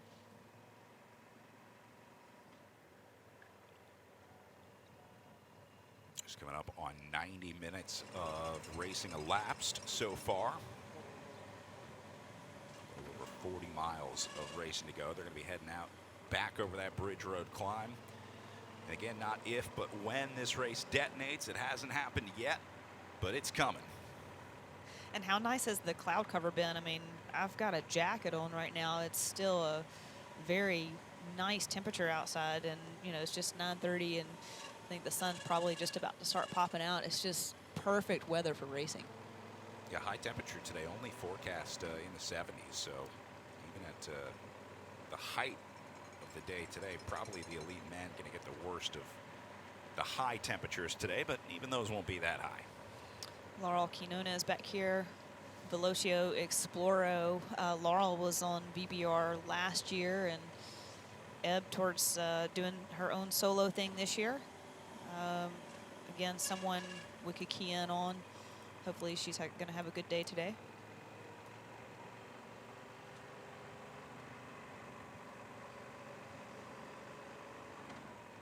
Group getting a little longer too. Yeah.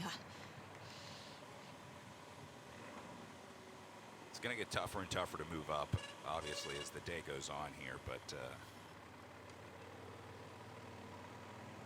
you're either at the back because you want to be or because you have to be. And having Emma Langley back here, yeah, she's been to the front, she's been to the back.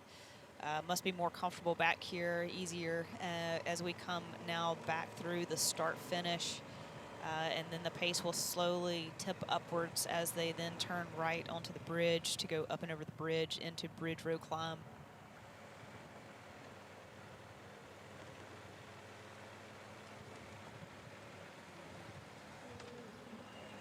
There's Siniska staying on it, left side of the picture here. All together, very nicely organized as a team, controlling that one side of the road, or wanting to be there, particularly over to the right side of their road. Catherine Sheridan right there, Aegis Cycling Foundation moving up center. Kaya Schmidt on her wheel, and we just saw Emma Langley move from the back all the way to the front. So those that want to ride at the back and those that have to be at the back, showing that she was just comfortably back there.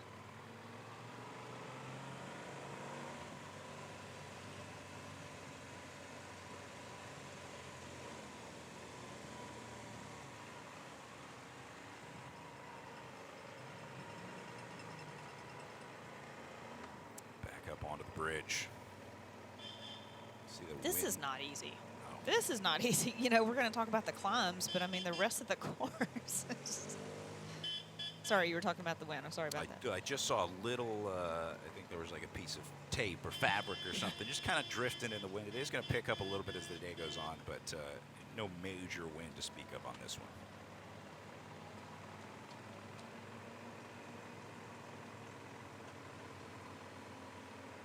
Actually, had a couple people, a couple of the locals talked about how bad the wind is on the bridge specifically. When you get to the sort of channeling effect down the river, Yeah. They said sometimes it shakes your car when you drive across the Bridge Road No bridge. thanks. No, thank you. But yeah, you know, again, you can, as an athlete, when you're trying to figure out what the wind is doing, I mean, you read it on your phone or whatever, and you know what it's going to trend throughout the day. But we've got all these flags. That is a marker.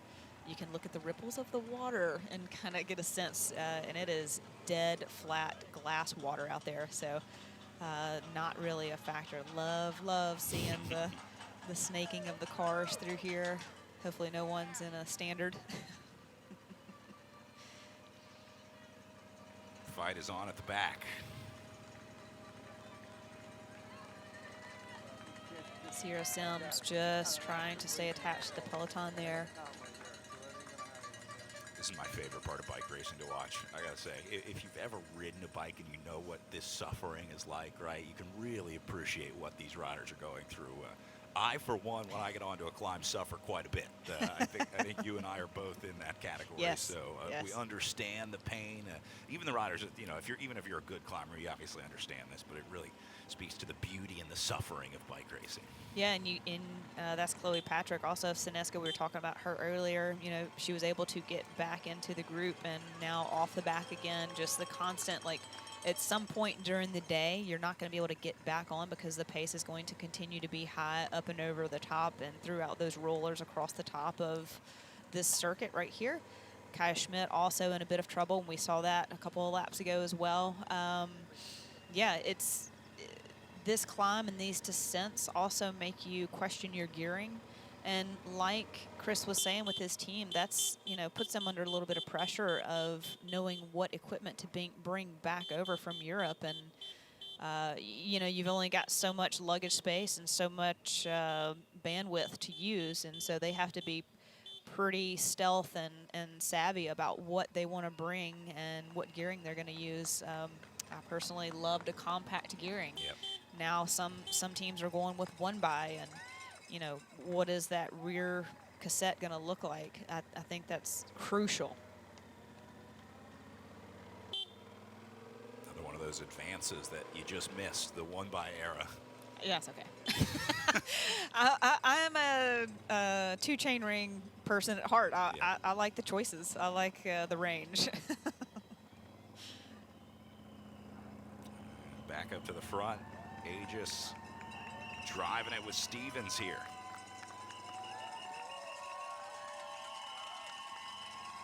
Love to see all the fans out there. This is like a mini town up there. It's a little mini community. A little bit of separation behind this group.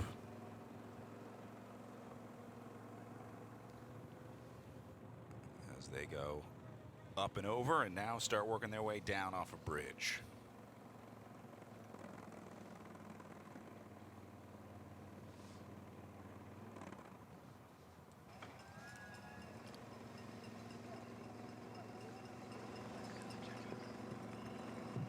Lauren Stevens' teammate right here, Emma Langley, going on the attack. Again, this is the part of the course I was concerned about when I actually previewed it. It's because there's a couple of rollers and significant punchy climbs through here, and if you get out of sight, it can be problematic, especially someone like Emma Langley. Yet I would be concerned if I was Fount or Siniska that I am not attached to her wheel.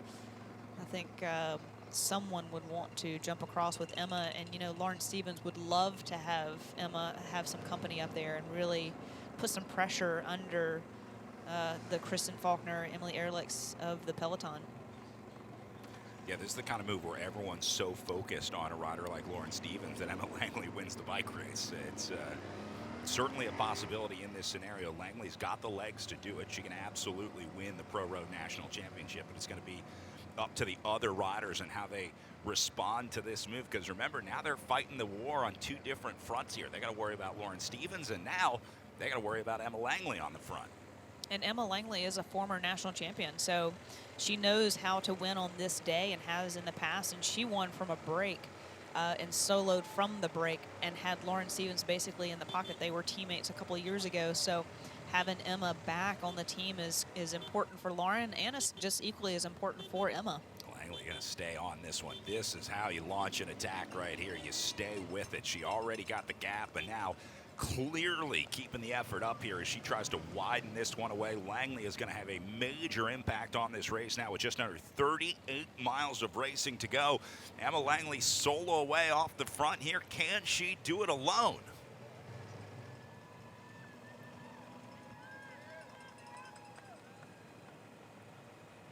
I think she has a fighting chance today. You know, again, I know that she would love to have some company to help her through, you know, the flats of Canal and, you know, descending. You're faster in numbers and you're slower as a single person. But, you know, Emma is such a strong rider. She you know, more of a time trial specialist. So being out here solo, she prefers to not be in the Peloton. We saw her either at the front of the Peloton or off the back of the Peloton. So, you know, being amongst the group isn't a comfort zone for her. This is definitely, you know, comfort and misery, it seems. You know, she knows how to suffer. And I think, you know, you have to be very cognizant of letting Emma up the road. So let's see if there's not a concerted chase, either once we get off of this circuit onto Canal or on the descent. This is also an interesting scenario where maybe you had a section before that you might have relaxed on or tried to take zero out the power meter a little bit. In this scenario for Emma Langley, there's no section where you can relax here. She's got to stay on this for the next 20, 25 minutes if this move is going to work. So whatever recovery she was going to get is in her rearview mirror. Any chance that she has, she needs to be putting power into that drivetrain. Yeah, she's fully committed here. She's got Catherine Sheridan and Lauren Stevens back there. Catherine to definitely help towards the later part of the race. Lauren Stevens is very comfortable in the Peloton and can move herself around, but it is always helpful to know that you have a teammate off the front. It just takes all the pressure off of the Aegis Cycling Foundation and all the pressure on everyone else.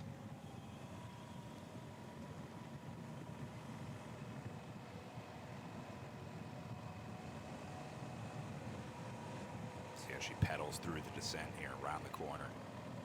That's what I was talking about earlier, keeping the pressure on. Look, hitting it like she's following a move right here. Right. And she has to, like, she loses that momentum as a single rider out front, whereas the Peloton has this beautiful flow and momentum coming up to those climbs. And, you know, you've got 30 riders behind you that can definitely just close that gap. So, yeah, you see the Peloton here kind of strung out, single file through this downhill, across that tight bridge sector. The punchy climb that we just saw Emma go over. So, you know, 10, 15 second gap right now, nothing too threatening. I think when we get down to the flat, we'll probably see that open up, or hopefully one of the Siniska or Fount riders will try to jump across and join Emma.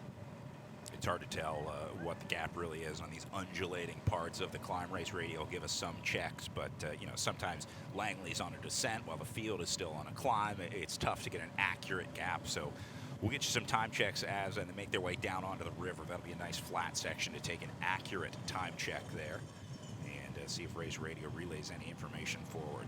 Langley descending like angel over on the left side of the picture here. This is such a beautiful descent down here. It turns that corner, opens up, and you basically see it snake all the way down to the river. Just a great descending road. I love the rock wall along the left side right here. She's already looking at downtown. The trick for Emma is going to be to keeping the pressure on, but not blowing herself out of the water. So she's, you know, again, she's a time trialist. She knows how to just feather that throttle and push it when she needs to, and she'll try to conserve some sort of energy leading into Wartz and how to then make up any efforts that she needs to on the descents.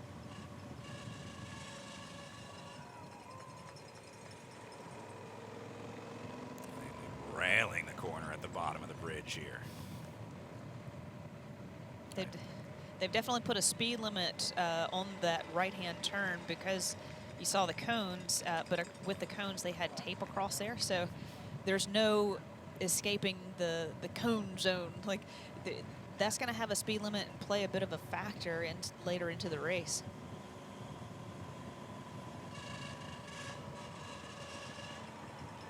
Two sweeping right-hand turns and then a left-hand turn back on Canal.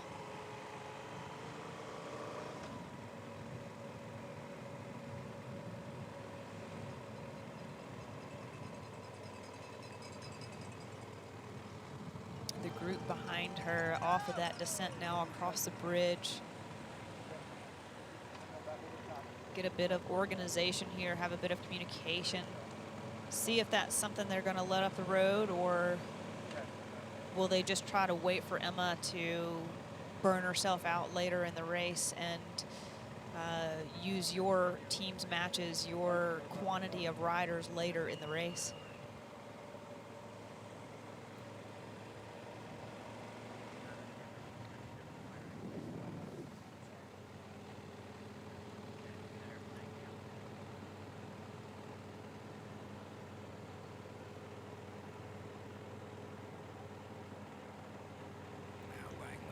Settle in here for a little TT effort along the river. Gap is pretty big. They're saying about 20 seconds as they came over the bridge here. So Langley gave herself a nice little cushion Problem is, though, she's probably going to lose time on the flats here because that field will be able to chase much faster than Langley alone. They will, but are they going to? I'm on Emma's behalf. I'm a little concerned that they're going to let her linger out there and, like I was talking about earlier, let the course basically take care of her and use your numbers later in the race. But this is where Lauren Stevens is back in the group, like, hey, Sineska, you want to? Yeah. Well, and it's win-win because she either forces the other teams to burn some riders chasing, or her teammate gets more time up the road, and the Aegis Cycling Foundation team maybe walks away with the Stars and Stripes jersey on the back of Emma Langley. That's exactly right. But you see she kind of keeps looking back. She also has not gotten a time gap, not quite sure of where she is in relation to the group. I'm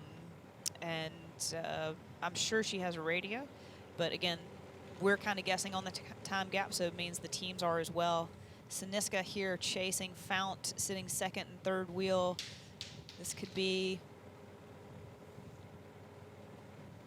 an interesting chase. This is Tess Edwards on the front, doing her early work as well for the Sineska team. Fully committed, and you can tell by her style that they're wanting to bring Emma back. They're wanting to make sure the gap is manageable. Yeah, chase is certainly on right here. I mean, this is the form of a chasing rider, no doubt. This is really Edwards' power versus your leader's power. Feel happy to sit in behind Sineska right here. And look at the shape of the peloton. You know, you see them all single file like that. This is a concerted effort.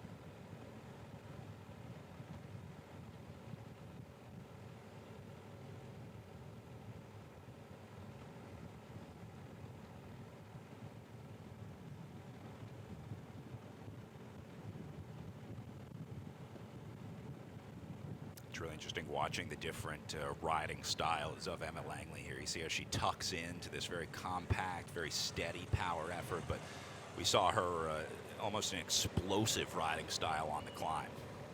And she's just now probably getting her first time check. Saw the whiteboard come through right there on the motorcycle. So both the Peloton and Emma Langley starting to get a time gap and an awareness of in relation to each other. Elizabeth Dixon, Fount Cycling sitting second wheel. Someone that does definitely know what it's like to be out solo. Elizabeth Dixon was out solo last year during the Criterium for the better half of most of the last half of the race, and just got caught on the line. So if anybody understands where Emma is right now in life, it's definitely Elizabeth Dixon.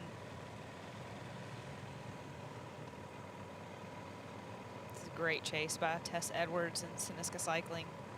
Boy, Edwards doing the work out there today, that's for sure.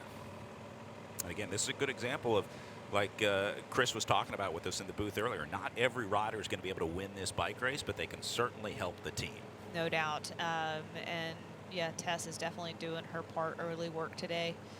And really driving, getting up and out of the saddle, pushing, trying to keep on top of the pedals, and managing whatever that gap is.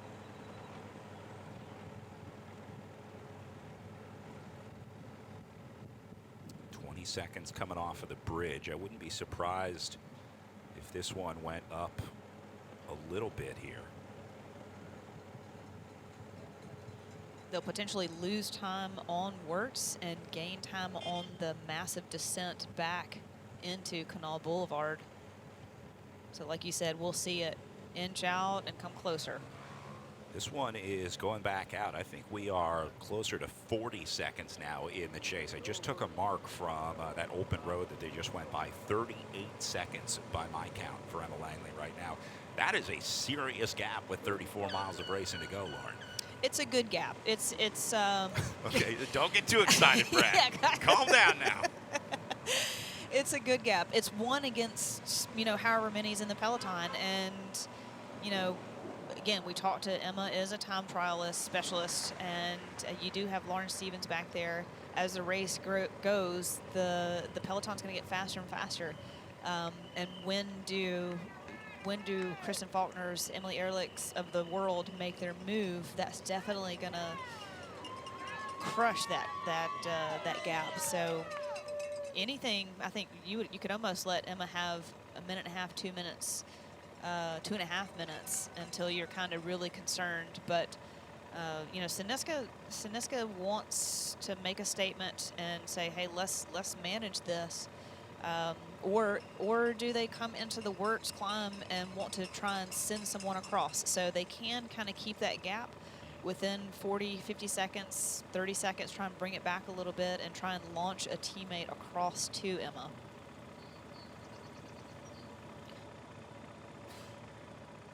Langley looking over the shoulder here. Not going to see much anytime soon with a 40-second gap to the bottom of the Wartz Avenue climb. She should be just fine to keep riders off of her back door, at least this time, up and over. But still plenty of racing to go, so we'll keep an eye on things up on the road as Emma Langley nurses a 40-second lead off the front of the U.S. Pro Road Race. Field chasing her down as they make their way up Wartz Road. We'll be back with more live pictures from the Pro Road National Championships after this.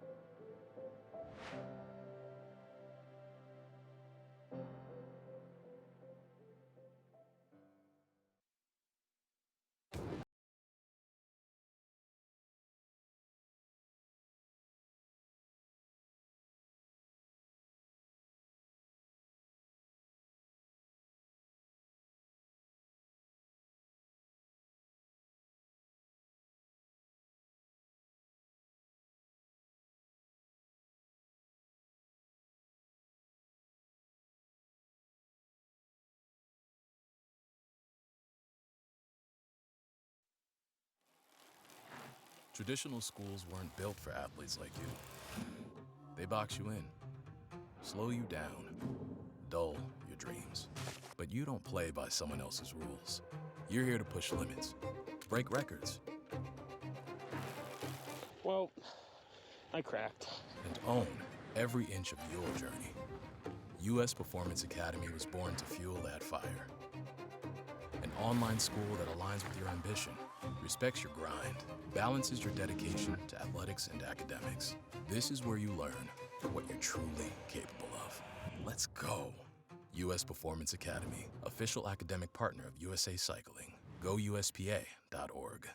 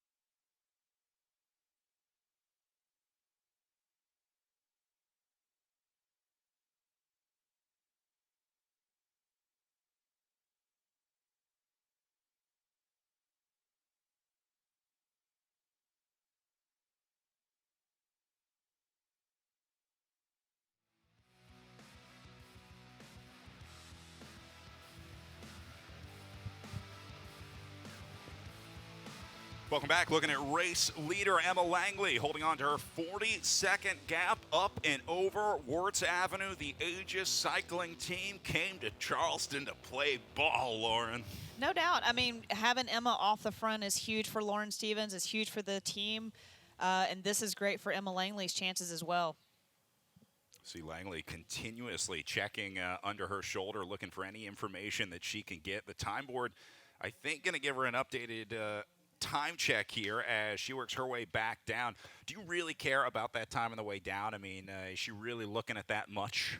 Yeah, you definitely care about it because she's just finished the Wartz climb, and she wants to know as she's going through these rollers how much of an effort to put forth running into the descent and what she's really going to have to do, and kind of gauging her efforts essentially and how long she's going to have to gauge those efforts.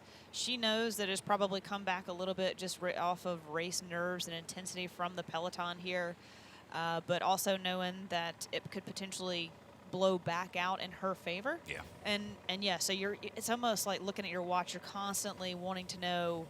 You always want to know what the time gap. You want it real time, and she's also going to want to know the time gap because eventually her car, once it's over a minute, minute and a half, they'll let her team car up to her, and she can have a conversation with her director, which I'm guessing is Matt Stevens. I saw Matt Stevens in the team director meeting last night, so that would be a good guess. The partner of Lauren Stevens, but obviously working for the squad here. Langley is riding at a much different pace than the riders back in that field here. She is, and you can kind of look to the Peloton and see as they've kind of ballooned across the road right there that, you know, Siniska is still at the front putting in the work, but not necessarily the concerted work to bring this back. We're going to put another clock on riders on the way down here, because I have a strong, strong feeling that this number is going to be bigger than 40 with the next time check we get. Yeah, I think so as well. You come through the feed zone, no need to stress or, yeah, okay, so here we have Siniska. I think they were trying to keep it close to launch someone across, and no one probably went on Wartz. I'm not quite sure. Maybe we'll get those pictures later, but they are now trying to send someone across on these rollers before the descent. Interesting. So Siniska doesn't want to catch. They want to get him across and try to work with Emma Langley in this scenario. From what it looks like to me, that's what I'm going to guess. Well, got the clear separation. Now just got to go across that 40-second gap. Which is not easy. That is a big ask of the Siniska rider. She has to put forth more effort than Emma to catch her, right? And Emma's not just cruising around, right? She's definitely doing a TT effort here. So this is going to be a big ask of this rider to get across. Field not panicking or responding quite yet. I think that's just them stringing out because of the descent on the way down here.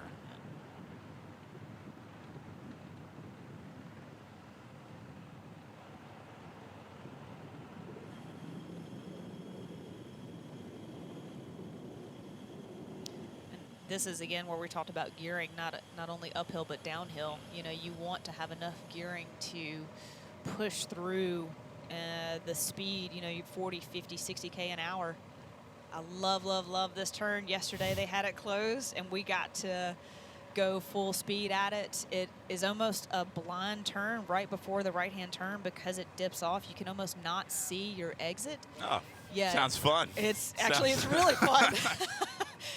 It's really fun. It actually reminds me of Laguna Seca in Monterey, California, where there's a great road race there, and it's a race car track there, and they have what's called the corkscrew, and literally you can't see the other side when you go up and over the pitch. So same situation right there, coming back onto this main road. Gap is up to a minute 10 back to Tess Edwards right here, so it is growing, and I think Edwards realizing that might be a little bit too much for Tess Edwards to go across. It was manageable at 40, but at a minute 10, is that still doable?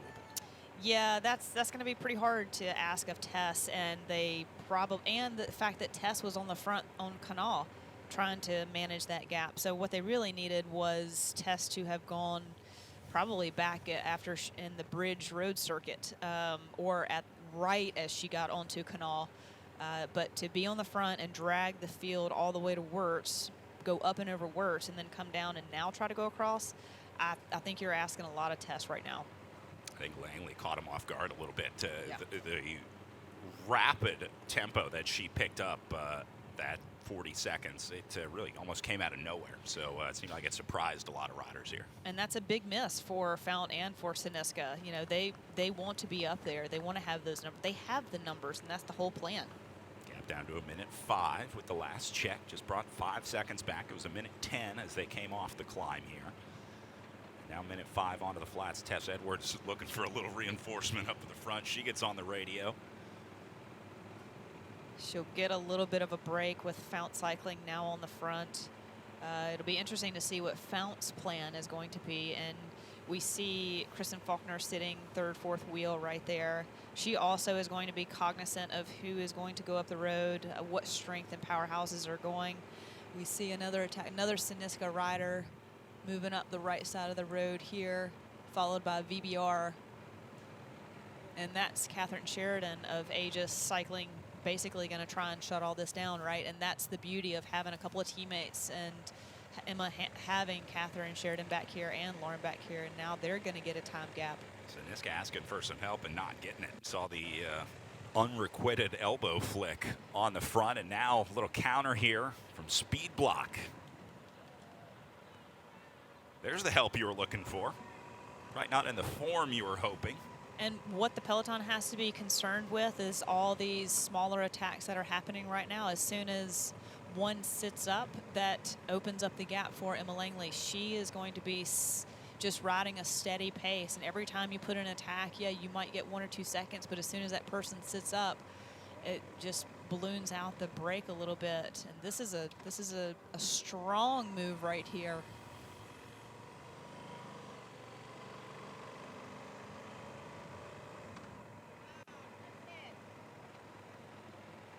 Should take a little bit of time out of Langley up the road. But even trending this way from 1:10 to 1:05 over 4 miles, that's not a lot of time being brought back by this field. But that was before this rider started her attack. I'm wondering, I haven't been able to really identify the Speed Block racers that well, but I'm wondering if this is Jamie Chapman, the former rower turned cyclist now.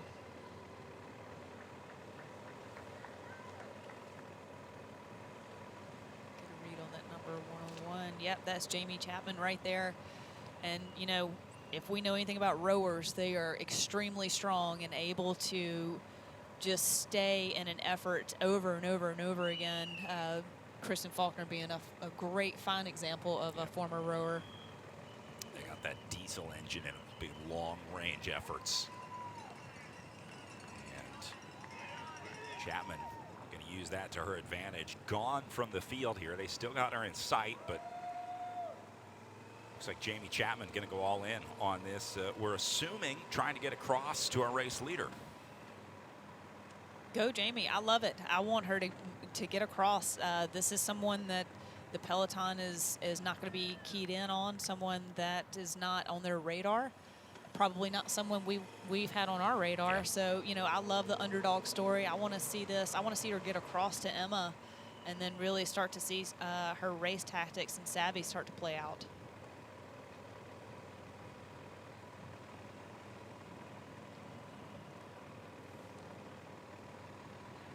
All in on this move. This is certainly a great example of you're either going to win big or lose big in a scenario like this, but you got to go all in, and that's exactly what these moves are here. There's no in between. There's no hesitation. There's no thinking about it here. Chapman is either going to make it across here or she's going to blow herself up. This is the best way to learn what type of bike racer you are and really how far and deep you can go. And you can start to train this mentally. I mean, she's going to know really quick like what this feels like, these sensations to put yourself under this pressure and tension.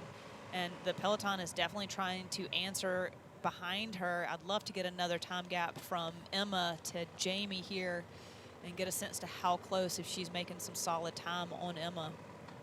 We'll get our our official timekeeper in here, Brad Zoner, on that. We're going to take it from the line as they roll through here.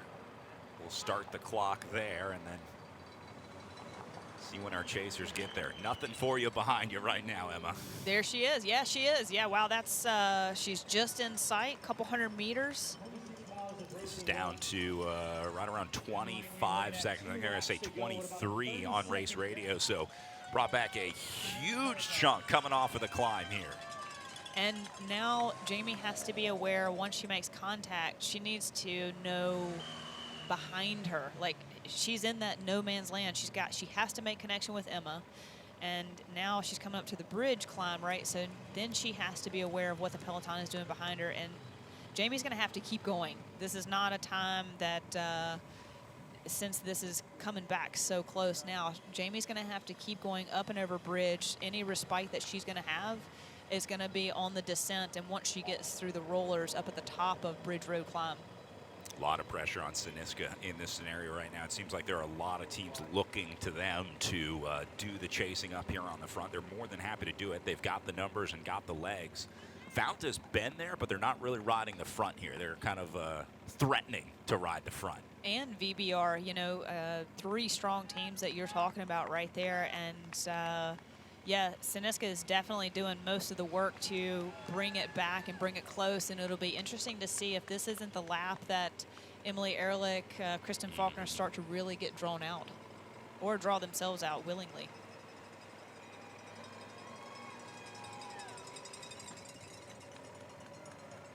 Chapman putting in big power up and over the bridge here. Again, in these scenarios, it's really about going where no one else wants to go, right? You got to put in the effort where everyone else is taking it easy or finding the recovery. It's exactly how Emma Langley got away. Yeah, and Jamie probably was really enjoying the Canal Boulevard efforts, but then this is so different coming on a climb, and really she's done all that work. She just looks over her shoulder. That's a good move right there. Get a sense for where the Peloton is. She's already got eyes where Emma is in front of her. She's got the motos in between, and once she kind of comes around this corner, she should be able to have Emma in her sights, which is good. Like, she can gauge frontwards and backwards of how close she is and how her efforts are working. And you can look at Emma, too, and how quickly you're closing that gap. But like I said, she's going to have to keep going past Emma. I think Emma might have reached the end of her rope based on what the Peloton is doing and how fast Jamie has come to Emma. Gap is down to 20 seconds now for Chapman up to Langley. About 10 seconds from Chapman back to the field. Look back.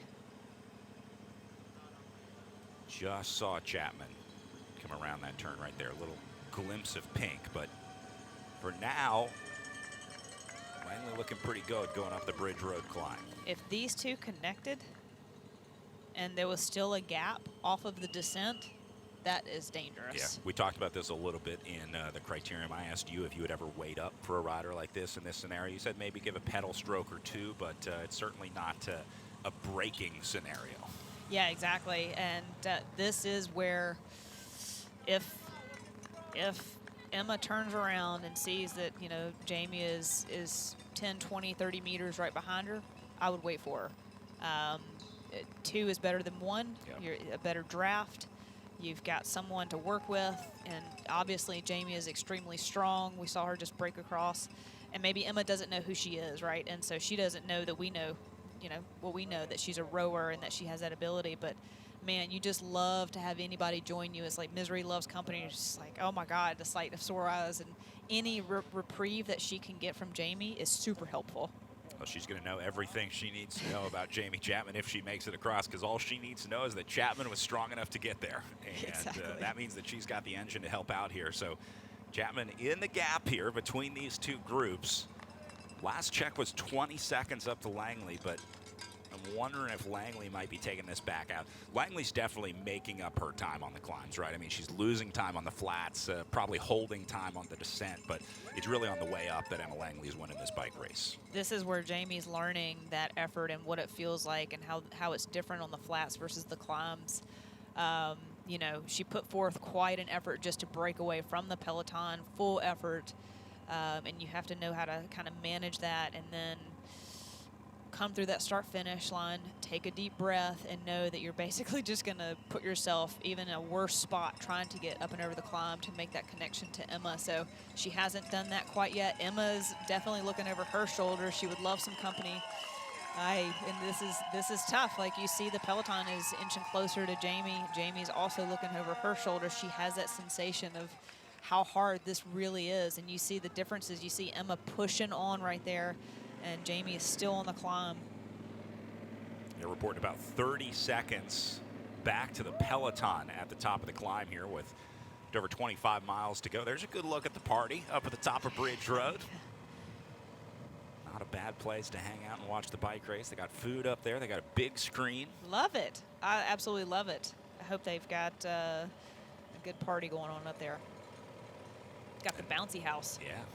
Everything for a good time. That is the remnants of the Peloton. That's all that's left of this bike race as they go up and over the top of that Bridge Road climb. Again, gap is down to 30 seconds from Langley back to the field, but the way that Langley's riding here, I'll bet you this goes back up because I'm just not seeing the same urgency that Langley has here from the chasers behind her. Yeah, I think you're exactly right, Brad. I think once they make contact with Jamie again, that it'll kind of ease up. Looks like we have a VBR on the front. Might be Ehrlich. I saw her up near the front earlier.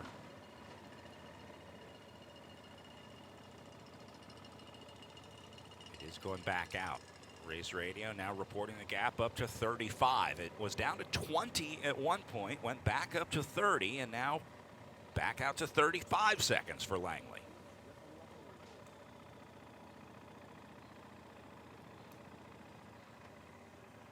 Ehrlich for sure, right in the middle there. Yeah. It's been awesome to watch Emily Ehrlich evolve into the rider that she is now, riding the front with Kristen Faulkner right behind her, beating Faulkner in the time trial, obviously, but it seems like a few years ago that Emily Ehrlich was a newcomer to the sport on that Virginia's Blue Ridge 2028 squad. They really identified her talent early on in her career of pro bike racing, and spent a long time with that team.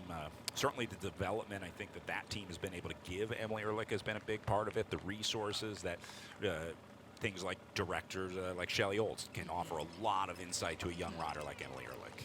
Yeah, and talking to her and her speaking on the team pursuit that she's been doing. She was on the roster for Paris Olympics, kind of a reserve rider for that team that won gold medal, and so Kristen knows her really well, right? And vice versa. So it's interesting to see what that has done for both of those athletes coming into the road into time trial. So Team Pursuit program has benefited both of them. And yeah, VBR, such a great team. And Emily, yeah, working with Emily for years, right? I mean, that's what it takes to have a winning time trial like she had this past week. And that's what she talked about. She's like, it was a dream come true. She's been working on this for so long, and it's not something that happens overnight. And for VBR really to get behind her and support her, I know that's such a great program, and Nicola Kramer has run that program for so long. It is definitely a pathway for a lot of athletes to the Olympics, and great to see Emily up here.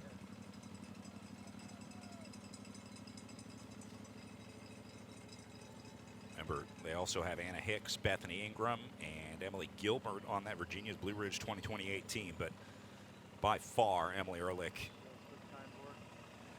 going to be the name to watch.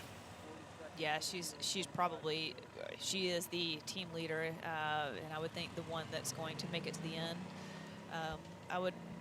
If I were her, I would love to have seen Emily Gilbert up there helping again like she did a couple of laps ago, kind of setting that pace and tempo, and just having the strength in numbers. But might have run through Emily already, and basically leaving it up to Emily Ehrlich to do the rest of the work for her team. A little bit of chaos on the right side here. Riders moving up to the front as Langley descends. Getting down to it here, 24 miles of racing to go, Lauren. I think this is outside of the predicted script for a lot of people today. And us included. Like, you know, Emma is definitely someone, again, a previous national champion winner, time trial specialist, super strong. We were really focused in on her teammate, Lauren Stevens. And this is exactly how it played out when Emma won national championships a couple years ago. So they were teammates, and yeah, this is setting up nicely for Emma right now. Siniska is definitely unhappy with the gap. Gonna try and manage that gap on the descent. They can bring the Peloton is so much more faster on the descent than one single rider. So this is where they're gonna try and make up a lot of time. I say this a lot, but this is one where the race scenario is really in the hands of the main field, right? Because Langley can only ride as hard as Langley can ride. And it's really up to the response of the riders behind her. It's whether or not they're going to work together, whether or not they kind of try and pass the buck around, whether there's looking around, or if a team like Siniska just says, okay, we'll take charge and do this.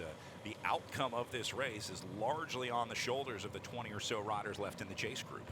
And you know, they have to be cognizant and aware that they're basically bringing Kristen Faulkner closer to the front of the race again, right? Again, that's someone we've keyed in on all this pre-race conversations. Kristen Faulkner, you know, double gold medalist last year, but this is a different year, different race scenario, you know, so, you know, all bets off. Siniska has to race their race and gamble on that effect of bringing Kristen Faulkner back up to the front of the race. Tucked into the descent now. Gap going back out. 35 now at last check of Race Radio. That's not quite enough for Emma Langley to get comfortable. That is, I mean, obviously it was a small enough gap that Jamie Chapman believed that she could go across, so 35 seconds still enticing for the riders back in the field. So after the last lap, when no one basically went around, once they got down to Canal, I think this is crucial. Once the Peloton gets to the bottom of this descent across the bridge, make those two right-hand turns, left-hand turn, back on Canal, that's when someone needs to try and jump across to Emma. That's when you're going to be successful. But waiting until you get to Wartz, I think, is too late. Like you said, that gap opens up way too much, and you're asking too much of one rider. And the reason is that no one went last time. And this descent, it's not, like I said, once you get over bridge, it's technical through there, that circuit. It's punchy. There's still a little bit of 2 or 3 climbs to hit. And then the descent, like you're trying to reposition yourself up front to make that attack. And when you do all that, that's expending energy. And let's see if they haven't managed that a little bit better.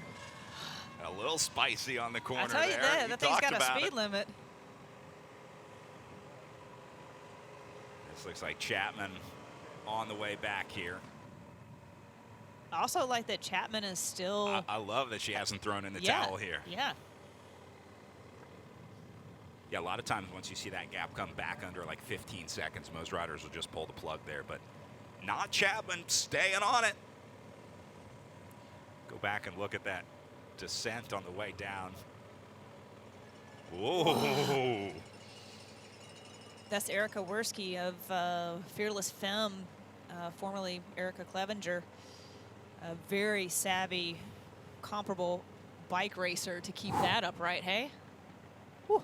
It's got a little side, look like maybe just a little bump or pothole, but when you have that lateral sideways force going into the corner, any little disturbance in the road can kick that wheel out from under you.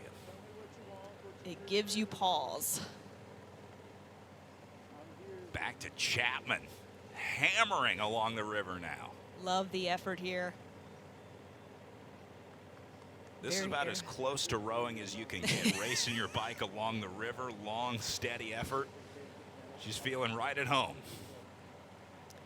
I've spent some time with some former rowers down in Tucson, Arizona at the Homestretch Foundation, and to hear some of the stories that they would be in these heat chambers, and it's basically us riding on a stationary bike in a sauna.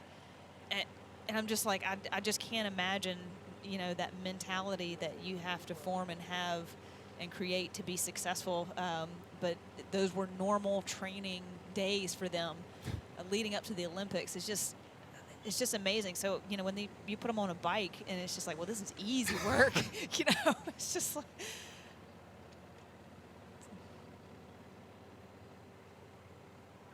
Speaks to the varying paths out there on the road to get to the professional peloton and get to the U.S. Pro National Championships here. We talked a lot about the Fount Cycling Guild. Their sort of motto or MO is this Joe's to Pros pathway, finding athletes from other sports. We have had so many success stories of riders that find cycling, whether it's through an injury, whether it's being recruited because of their excellence in another sport. Whatever way they find their way to cycling, a lot of times the path doesn't start as a bike racer. So no matter where you are in your life or in your athletic journey, it's never too late to make it to the pros. No, not at all. I didn't start until I was 28, which is really late. But then you look at someone like Emily Gilbert from University of Arizona, who's, you know, had that opportunity to go through collegiate, which is another great programming. All these clubs and whatnot, and all the different colleges. I love to see that. I've been to collegiate national championships before. Yep. So much fun, and it's just impressive to see the field sizes. And like you said, like NICA, that's another option. It's just from mountain biking. And what's beautiful is that it goes across disciplines. You can come from BMX, you can come from cyclocross, you know, whatever it is, like strength is strength, and it definitely transfers over from every type of bike in discipline.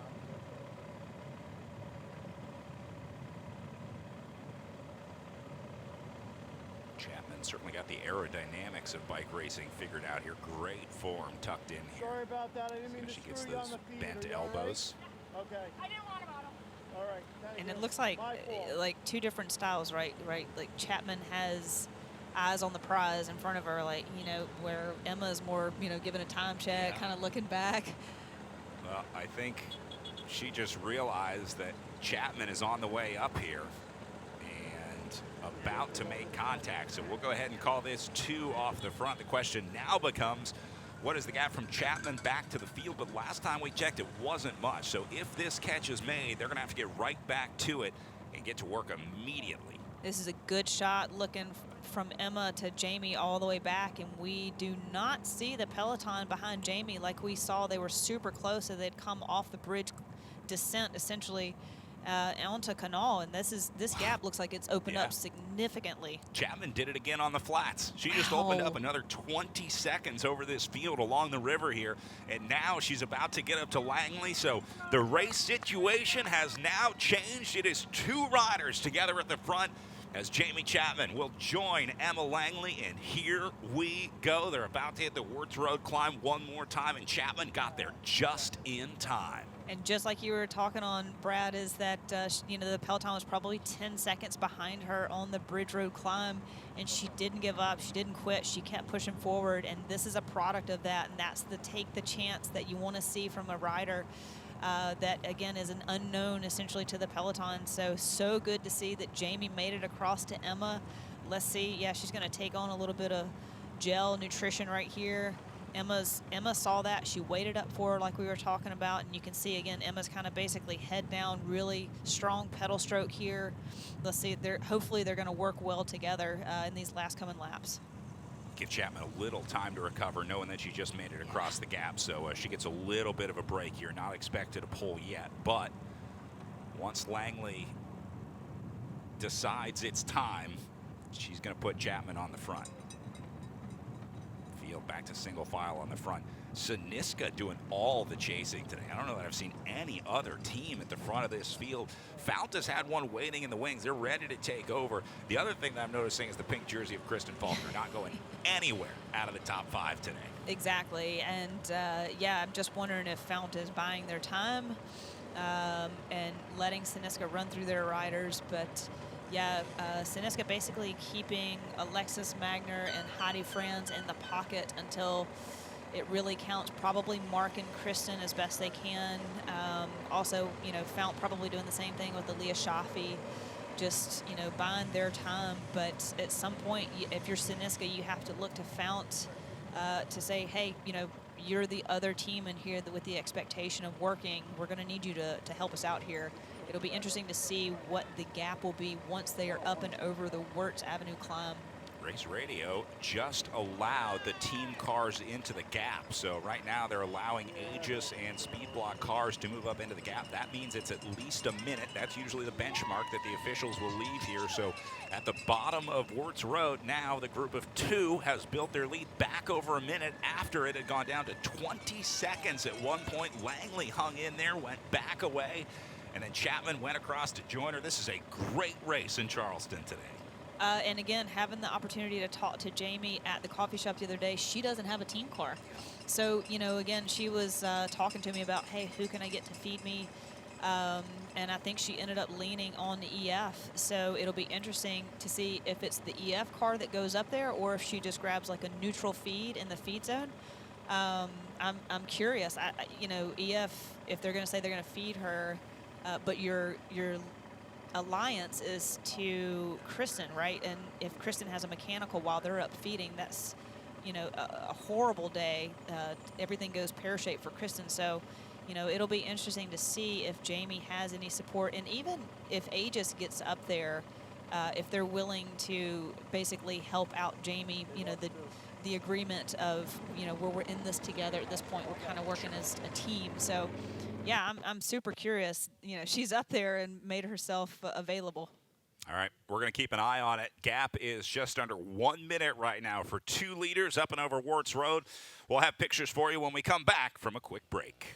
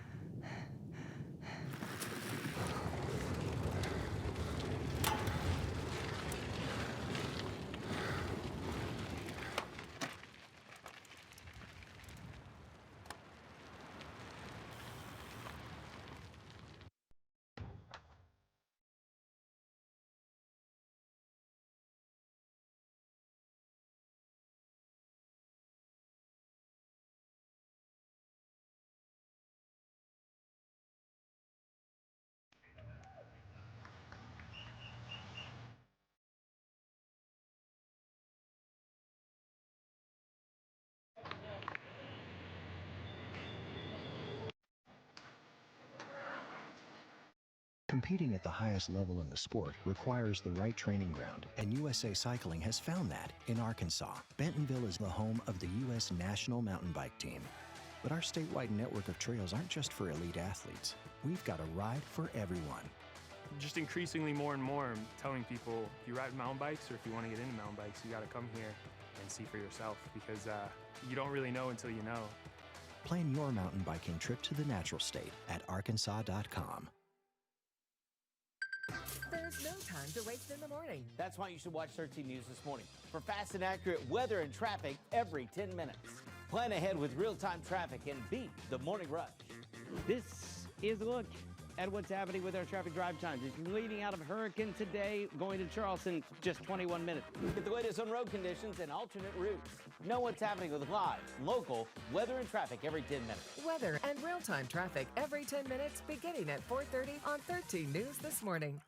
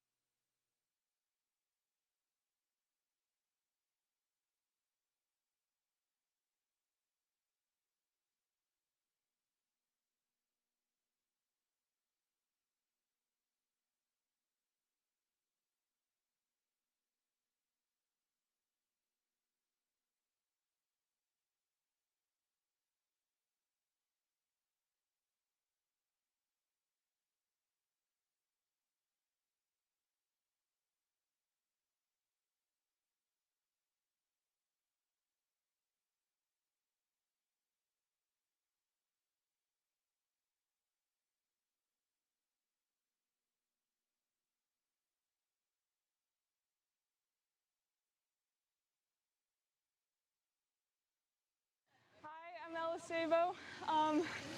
I just won the U23 road race, and I can't believe it. I mean, yeah, I've worked really hard this past season, and it feels so good for it to finally pay off, and I just can't believe it. Hey, my name is Gavin Halady, and I just won the U23 road race. Yeah, it was a pretty awesome race. We had four of us in the final group of, 15 or so, and, well, something like that. And, yeah, all the boys were ripping, and I got the lucky one right near the end, and luckily held off the sprinters. So, yeah, pretty happy. My family's here, so it's gonna be a good night for sure. Woo! Yeah. My name's Cash Adamski. I just won the U19 Men's Junior National Road Race. I went from lap 1, got a small gap with 2 of my great friends. We ended up rolling it. We had at least 2 minutes at one point, and then we saw Ashlyn coming across, and I attacked at the top of the hill and dropped to one guy, and then me and Brady Hogue just rode it to the line, and I got him in the end. Hi, I'm Alyssa Sarkisov. I just won the Junior Women's Road Nationals. It was an amazing race. I'm so happy to defend this one. I've been nervous for this one for a while, but I'm just so grateful for my teammates. They sacrificed their race to put me on the top spot today and on Thursday during the crit, and I'm just so thankful for them. And it was just an amazing race, and I'm so excited to rep the Stars and Stripes for another year. Thank you. Pretty cool for our junior and U23 riders to be able to race on a relatively close course to the same one that our pros are doing, then stick around to watch it later. So big congratulations to all of our new national champions this year. And a lot of those U23 riders will be also racing the elite race today. Well, while we were in break, some separation here. We're going to show you where it happened in just a bit, but Emma Langley has dropped her breakaway companion. Jamie Chapman had just joined Langley at the bottom of the climb, but they made the separation on the way up, so Langley obviously hit it again, and that's going to be it for Jamie Chapman, and she has now lost contact with Emma Langley here. So this takes us from about the little few meters up from the bottom of the climb here. We'll see if we can figure out where it happened. Interesting to see that Chapman is leading on the way up here, was leading on the way up. Well, you know, I would have thought that Emma would have tried to have used Jamie as much as possible leading into the last lap, knowing the effort that it took to get for Jamie to get across. But again, Emma sensing a bit of a threat with Jamie and not wanting to have anybody with her as she goes back into town towards 1 lap to go, which is crazy to think that Emma has been off solo now for at least 3 laps, Brad. You see Chapman starting to feel the effort here. And I think it, you know, from what this looks like right now, it's just a difference in experience right now. You know, Jamie had used so much effort trying to come across, and like I said, it's not even just the Wartz climb. This is all a gradual uphill. It's like 2-3% grade all the way to the Wartz climb. So a significant effort just to get to the climb. 1.4 miles to the top of it. Curious to know where the 24% max gradient is. I can tell you exactly where it is. Oh, all right. Well, let us know when you see it. I know you rode this over the last couple weeks. It's right at the end as they turn on back onto the left-hand turn off the climb towards the end of the feed zone. It can't be, you know, a couple of meters long, that 24%. So it's not that long, but again, it's just as a slow burn into that 24%. So again, Emma just pulling away from Jamie here. You just see, as we've been watching, it's just a slow separation to Jamie on the climb.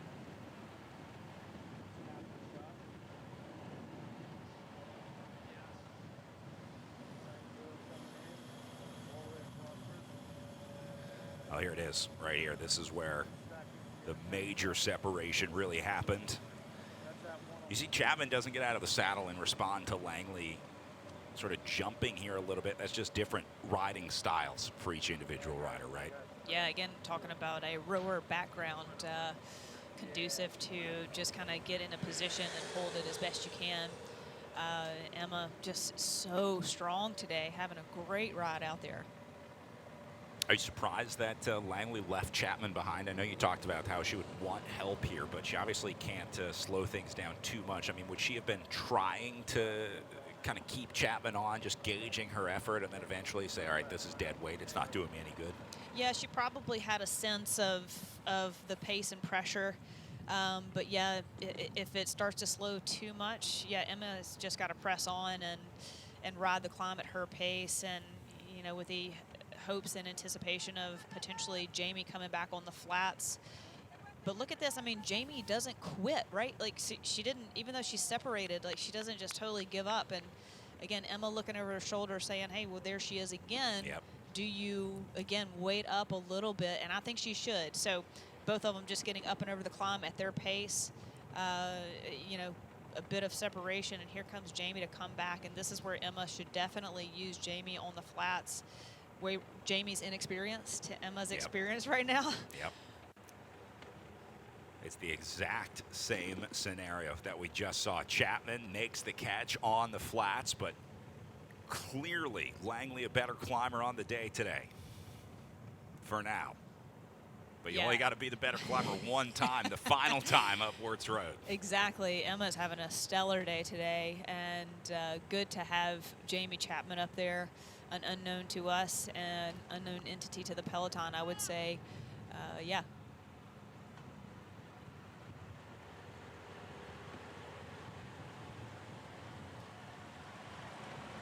There's about 18 riders left in this group.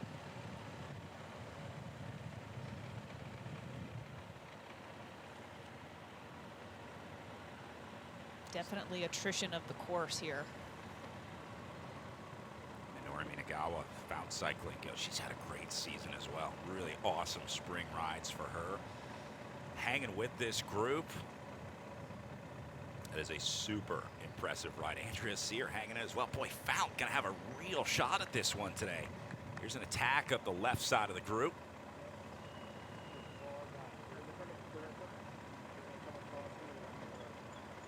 It's Siniska again.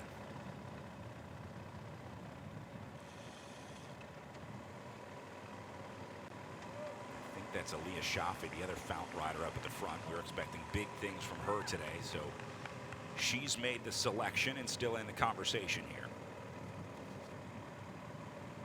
Catherine Sheridan, also Aegis Cycling Foundation up there, just disrupting the chase. Not getting in the way, but, you know, definitely right in the mix.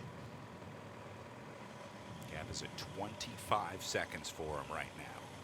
I also see Olivia Reeve in here. The United Cycling presented by Cadence Cycle Jersey. That's a great ride for Reeve today, making it into this selection. Ehrlich and Hicks are the two Virginia's Blue Ridge 2028 riders. Up near the front, and now what is exactly what she was hoping for. Chapman going to do work on the flats. Langley going to get a chance to rest.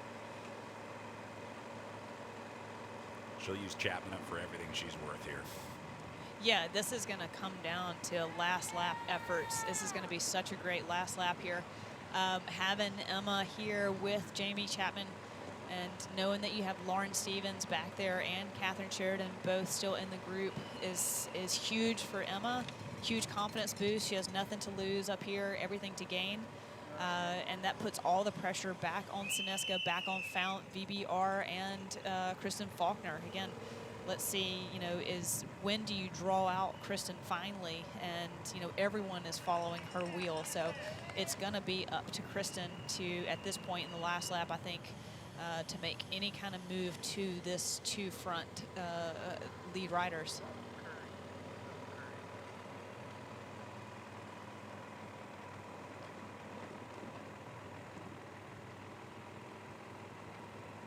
Play into the strengths of each rider in this breakaway for sure. Chapman, the best on the flats. Langley, the best on the climbs.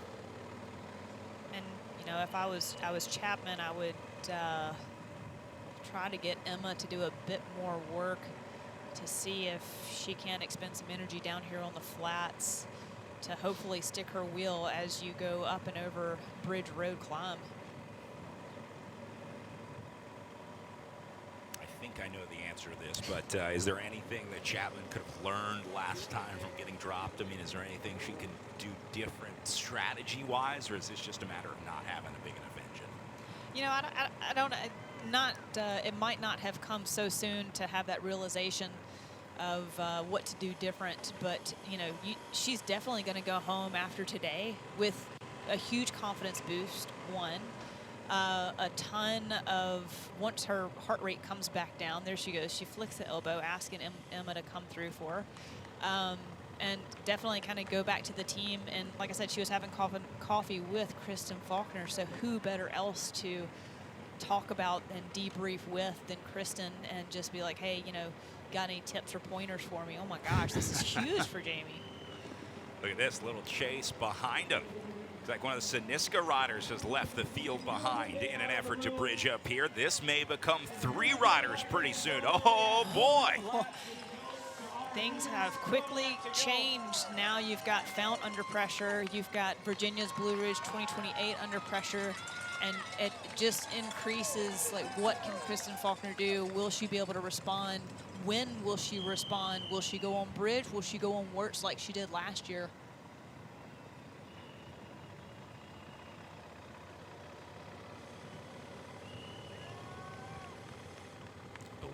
This is Allison Marugel, the Siniska rider.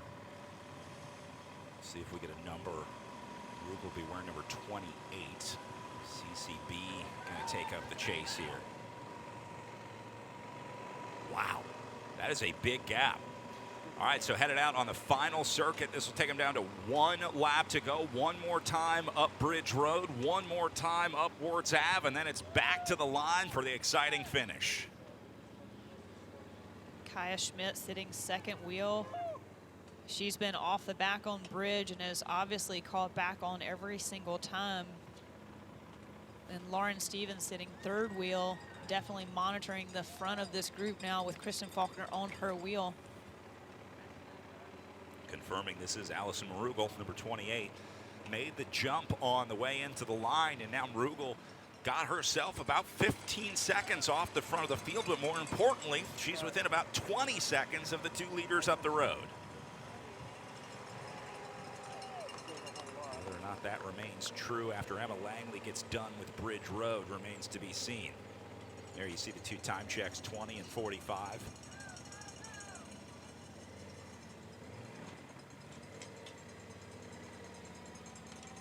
Take those times from the leader, so that means 20 to the chase, which is Marugel here, and 45 back to the Peloton, which you see right there. That's a great shot right there coming across the bridge. Really gives you a good idea for how much elevation gain they pick up, considering that they start along the river here, and then it only takes them 3 blocks to get up to that level on the bridge. Oi, oi, oi. And this is Emma solo again, so she's dropped Jamie Chapman again on Bridge Road climb, going solo. Chapman really having trouble hanging on the climbs here. Just in that right-hand shot right there, you can see Jamie just out of around the corner to Allison. So now it's all 1s and 2s out there, and then to the Peloton. Look at the difference in riding style here. Very composed on the right-hand side.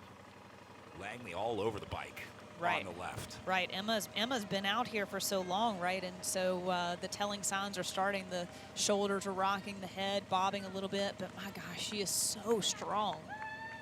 One thing I've learned, never tell an artist how to do their art, right? And this is an artist at work for Emma Langley right now, so she's doing just fine. I'm not going to be the one to tell her that. She is, and definitely having Matt Stevens in her ear basically saying, go, go, go, you've got this, like all the encouragement, knowing that you've got Lauren Stevens back there basically marking and knowing where Kristen Faulkner is. And, you know, Lauren might even strike out from the Peloton, knowing how strong she is. So we'll see if it's not this climb or the next climb, what's going to happen. Yeah, it's an important note. There are still a lot of matches back in that main field. There's a lot of dry powder yet to be fired out of this group here, because there are some big names that are still sitting back in the Peloton. They've been watching this happen for the better part of an hour now. They've been away for a while, with starting with Langley just sort of gently rolling off the front, establishing a gap of over a minute, and then getting some help, losing it, getting it again, losing it again. Langley has been the only consistent part of this bike race so far.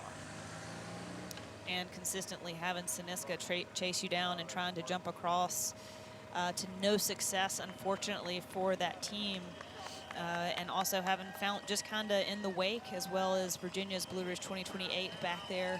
We'll see if anyone and when, if it's not up and over this climb, or like we saw last year, the move went on Wartz. And here we go. We've got Kristen Faulkner drawn out, Brad, and Fount cycling to the front. That's got to be Aaliyah Shafi.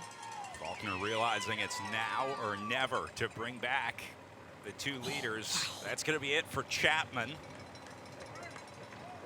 I have a feeling Faulkner going to go right through this other pink jersey.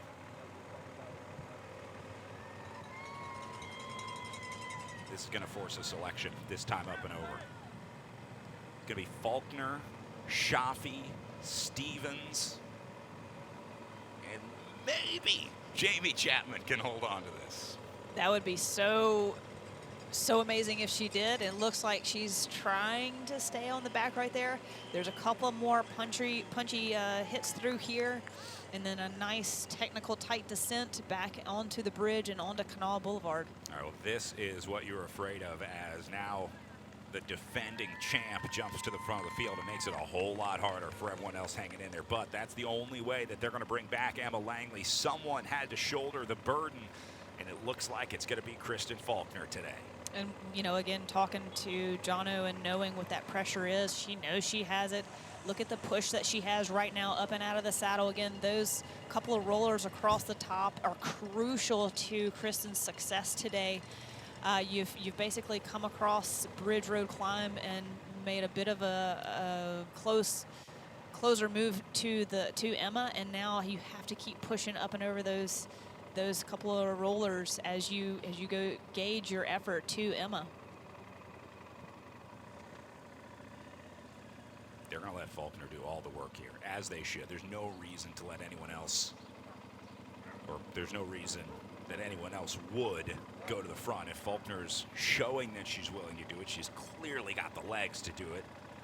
So I'd just be sitting on that pink jersey as much as I could. I know it's so easy to say from so easy. This side of the commentary box, but the amount of watts that Kristen can put out is phenomenal, and for the length of time that she can do it, it's a beautiful thing. She's got a gift, and that's why she's on a World Tour team and two-time Olympic gold medalist. So, yeah, she knows she's got the pressure. She's accepted the pressure and taken the call. This field falling apart back here. It's more or less who can hold her wheel and for how long. I think there's just one left with her. And guess who? Lauren Stevens gonna set up a two-rodder battle here with the defending champ. If they can get Langley first. That's the other part that they have to worry about. They can't start fighting amongst each other, right? This can't turn into Kristen Faulkner versus Lauren Stevens yet. It has to first be catching the rodder up the road. But remember, Stevens not going to contribute to that because that's her teammate on the Aegis cycling team up the road in Emma Langley. They can see her now. That's Langley just up the road, but they are going to force Faulkner to close down this gap. Yeah, Lauren just sitting where she needs to on Kristen Faulkner's wheel. Nicole Steinmetz back here just fighting to stick with this team. With this group, excuse me. Oh, might as well be a team. Riding like it to try to chase him back.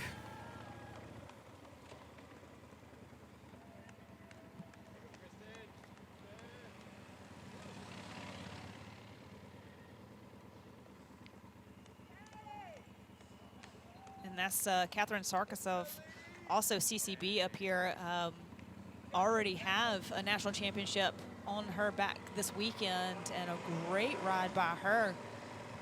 to stay with this group.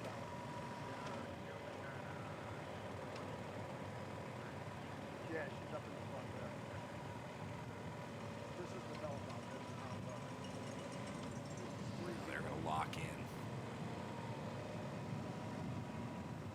These are the chasers that came unglued at the top. I don't know if you're going to have many opportunities to get back from this group. That is Aliyah Shafi, though. The found jersey at the back. You can just see the front of the bike race up ahead. More chaos up here. Look at this. Kristen catching Emma and basically attacking again. Lauren Stevens, the only one able to stick with her right now. Nicole Steinmetz is trying to jump across to that. Yeah, that's going to be it for Emma Langley. She goes out of the picture on the left-hand side as your two pre-race favorites now find themselves isolated on the way up to the top of Bridge Road here. Defending champ Kristen Faulkner going up against Lauren Stevens here on the final lap of the USA Cycling Professional Road National Championships. This is a good battle, Brad. Oh my gosh.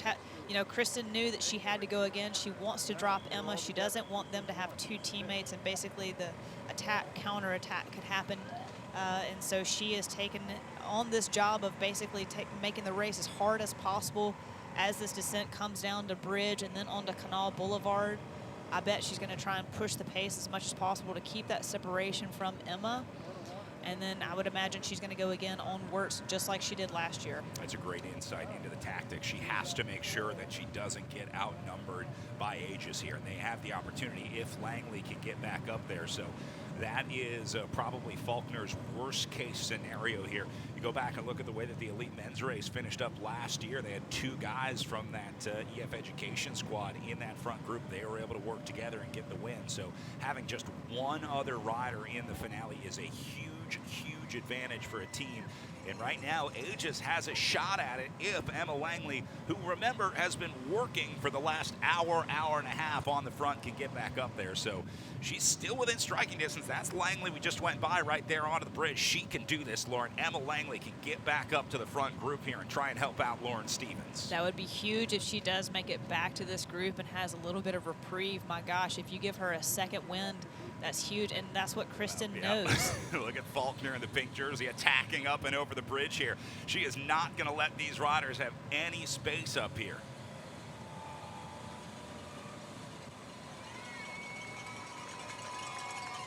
Stevens not panicking yet. No, Kristen definitely knows it's going to start to become a battle between her and Lauren Stevens, with Catherine Sarkisov sitting on right here. Definitely can be a disruptor CCB rider, knowing that Lauren Stevens, you know, she's got the work to do. You know, the game plan is happening for Aegis Cycling. Yeah. Let's just see if Emma Langley doesn't get back. Interesting. Stevens going to take over a pole here as Faulkner flicks the elbow. Looks like Lauren Stevens ready to get back to work. Not for long. Yeah, she's going to be cagey and coy about this, and both of them are looking to Catherine to also do work. You're here, you're at the front of the group. We're not going to let you just sit on. There's the chasers, including Langley back behind, along with Aliyah Shafi and Natalie Quinn from Siniska Cycling. Now this is good. This is you basically have Kristen Faulkner and Lauren Stevens. Like, all right, come on. So this is actually Fry who's made it up here. Ashley Fry, the Phase 1 cycling team, having a great ride. So I think Langley has gone backwards out of this group. Natalie Quinn, Siniska right here pulling through, wanting to bring this back. Aliyah Shafi there. That would explain why Lauren Stevens was willing to pull on the front. Langley probably told her over the radio, hey, I'm out of the chase group. Don't worry about me. You're on your own. Good luck up there. Yeah, but you saw they were basically looking at each other for a second, and Kristen Faulkner and Lauren Stevens, no, I'm not going to do the work, you do the work. So if these three can get together and have a concerted effort down Canal, I think that's a good move for them and worth it for all three of them. That's your podium right there if they're smart and trying to play this savvy. you have to be cognizant of what's coming up behind you now, knowing that you've got Natalie Quinn and Aaliyah Shafi, very strong riders, Ashley Fry as well. They are eager to want to be on that podium.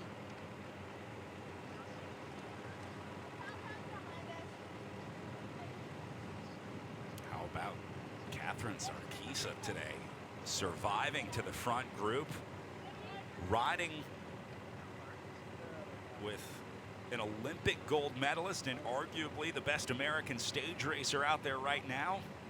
Love it, absolutely love it, and I love it for CCB. I mean, they have got such a development squad in the U23s and juniors. So, yeah, they've always had the talent and pushed that talent upwards, as we've seen like Natalie Quinn now on Synisca Cycling. So, you know, they definitely know how to find the talent and cultivate it, and this is great for Catherine, and she should roll this out and be very proud of her work. And, you know, let's not count her out for sure as a top step. Like she's savvy and coy and is obviously here and strong enough and doing equal share work.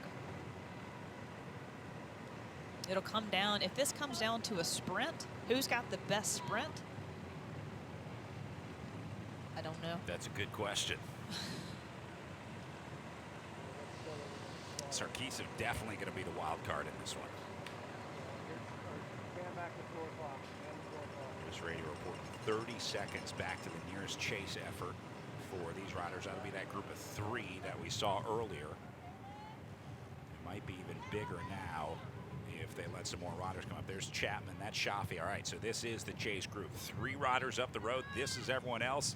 They're looking for some help to try to bring them back. Phase 1 is like, we can't do this by ourselves. Ashley Fry was one of those 3 that went away, and now she's looking for help. Emily Ehrlich, happy to respond to this one. You got to go now, right? There's not going to be a better time to close down 30 seconds because you are looking at 3 of the best climbers in the race in that front group of 3. So you got to put your time trial national champion on the front of this field right now and try and bring him back because it's your best opportunity to make up time on these 3. No doubt. I mean, you know, you're looking, yes, of course, we talked about Kristen Faulkner as the outright favorite, but if you don't get yourself back to this group, you have no fighting chance. And so that's that mentality of, you know, oh, we're off the podium, we're out the back, you know, the race is over. No way. Like, you have to make the effort to get up there and reset this race. So that's Ashley Fry definitely trying to motivate them in the most positive way possible. Come on, you know, they're right there. We can do this. And if you don't try now, you're definitely going to lose the race. So you have to put all your eggs in this basket, and let's get to these front 3. Golden opportunity for these 3. The fact that the field is playing games back there, it's great news for them. That allows them to hold on to this 30-second gap here. On paper, this group should be able to bring back the 3 leaders relatively quickly. I mean, if they were all working together, if they were all on the same page, everyone was motivated and taking turns, they should be able to bring back 30 seconds in like 3 or 4K. But that's not the scenario, as you saw. You saw a lot of frustration up there. You see a passing of the buck going on. Now they're getting to work, but it might be too little too late because they're about to hit the Wartz Road climb again for the final time. Yeah, it like you said, on paper it seems so straightforward, but in reality it is the most difficult thing. You got Synisca Cycling here, probably Natalie Quinn on the front. You've got Heidi Franz sitting 3rd wheel right there, and Fount Cycling also sitting 4th wheel with Aaliyah Shafi. Yeah, you can see the effort that is being put forth right now of the Synisca rider. Like, they're all in. They have to be full in. Ashley Fry looking around. You know, again, she's the one that was trying to get them to work. Yeah. So she's been up the front, and she's solo, right? And that's where the gamesmanship comes in. It's like, oh, you've got 2 or 3 riders. Like, you guys should be doing the work. But, you know, like you're saying, if they were all in, if they were all in, then you have an opportunity to bring them back. But otherwise, no. Rotation's just not happening back here in the group.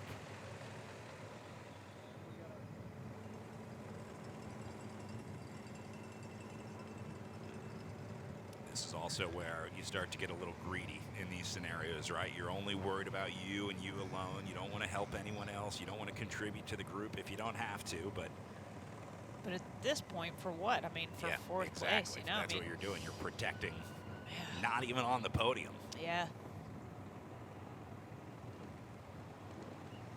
Left-hand turn onto Wartz now.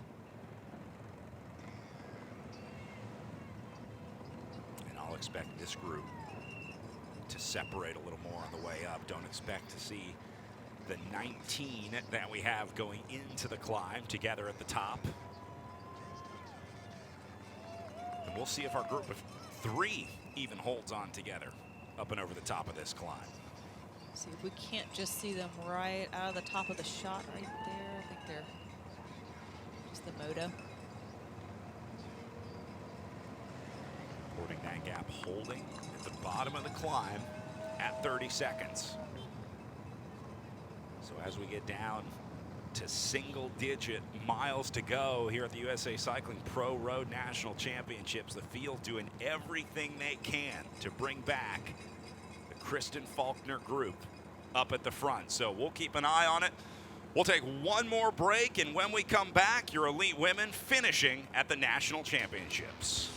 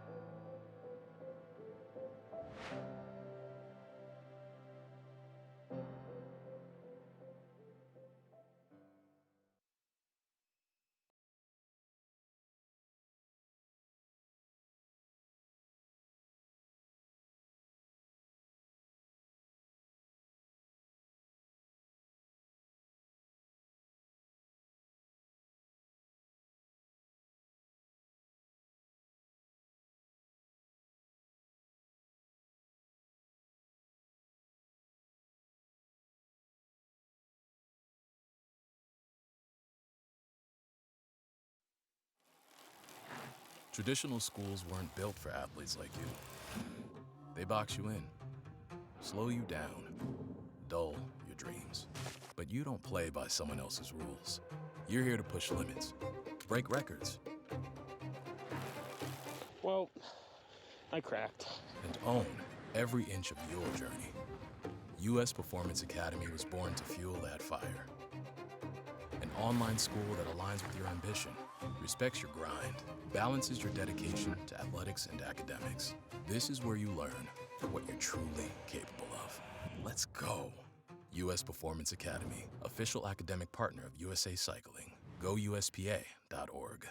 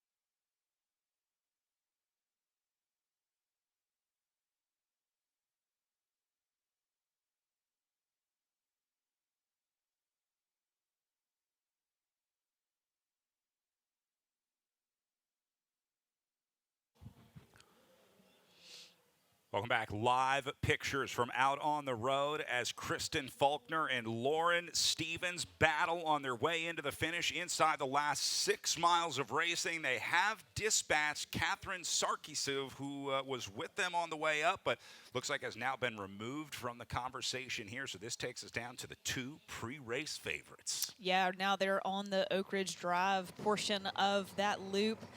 And I'm guessing this is probably going to come down to a sprint between these two, Brad. We thought we would see a separation on the way up. It didn't really happen on Wartz Road this year. This is Sarkisiv on the way up here. She's going to try and hold on for 3rd place, and she's got a real shot at it. That would be a great result for Catherine here if she could get a bronze medal today. Yeah, it'd be huge for CCB as well. And both Lauren Stevens and Kristen Faulkner, former national champions, knows what that means for them and for their team and for today. So much is riding on these last couple of miles. Be interesting to see the gap back behind Sarkisiv now. Back to the main group. That's going to be the real factor. I don't see anyone catching our 2 leaders. Faulkner and Stevens are gone. That's 1 and 2. Yeah, it'll be interesting to see if Ashley Fry was able to keep that Peloton rolling. This was the Wartz Avenue climb. We'll see if we can figure out where Sarkisiv lost contact. This was about 6 minutes ago on the way up, so it gives you an idea of how long it takes you to get up and over that Wartz Avenue climb. So they were still together here, but you can already see gaps starting to form. Yeah, look at how still Lauren Stevens' shoulders are, head is, and you kind of see Catherine getting a sense she was still going pull for pull, though. I really like that about Catherine's efforts and intensity. Just, you know, go till you blow, and you earn a lot of respect by riding that way versus just sitting on. So hats off to Catherine Sarkisiv for having such a good ride right now today. This is cool. This is the first time this year that we got to see the coverage on the Wartz Avenue climb. So it's interesting to watch how the racing goes down on the way up and sort of who's in charge on the way up too. That's going to tell you a lot about what to predict or anticipate in the finish, because it tells you a lot about their confidence, about how they're feeling, about what the strategy is going to be. And it looks like Faulkner more than happy to stay aggressive here. Yeah, and you're seeing Catherine basically do every other pull. You know, she was still going pull for pull, and it was Lauren Stevens making the move. Huge move there. Wow. So Stevens launched a big one on Wartz Avenue. We knew this was going to be a decisive climb, but this is how it went down right here. So it was Stevens that launched the attack. Sarkisiv let the gap open up, and now Faulkner, watch her go across. Stevens certainly called her shot on the way up here. Yeah, and you know, you have to shoot your shot, like you're saying, Brad, and they're technically right, not even on the steeper bits of this climb right now. And for, you know, seeing the live shots and seeing the 2 of them back together, Kristen Faulkner and Lauren Stevens, Kristen just inching her way back, just that strength, that time trial strength of just inching her way back to Lauren Stevens. And Lauren definitely trying to put Kristen under all kinds of pressure on the Wartz Ave climb.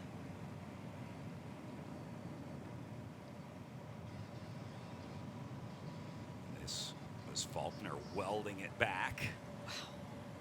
I think that was what did it for Catherine here. But look, Stevens hit it again.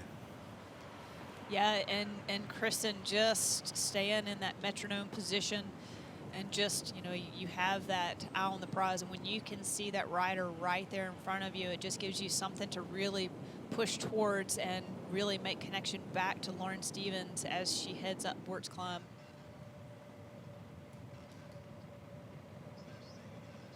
Catherine Sarkisiv definitely fighting for every inch of this climb and putting in such a good effort. You just saw her drop her head right there.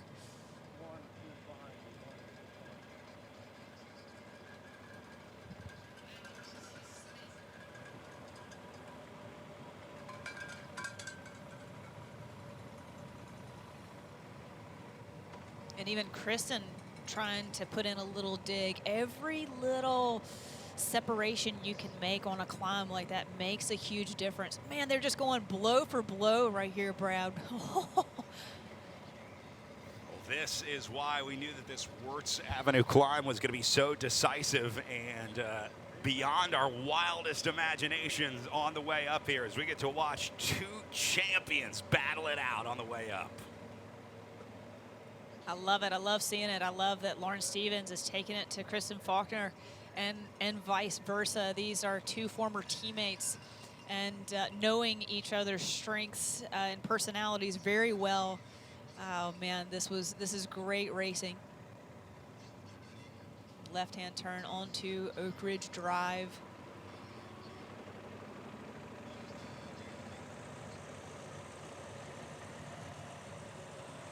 And back to our live shots right now, and Catherine Sarkisian has made it back to these two, Brad. This is so great. All right, so on to the river. And flicking an elbow like, hey, I'm back here. I'm back to working. I'm doing my part. You do yours. You dropped me on the climb, but I made it back to you too.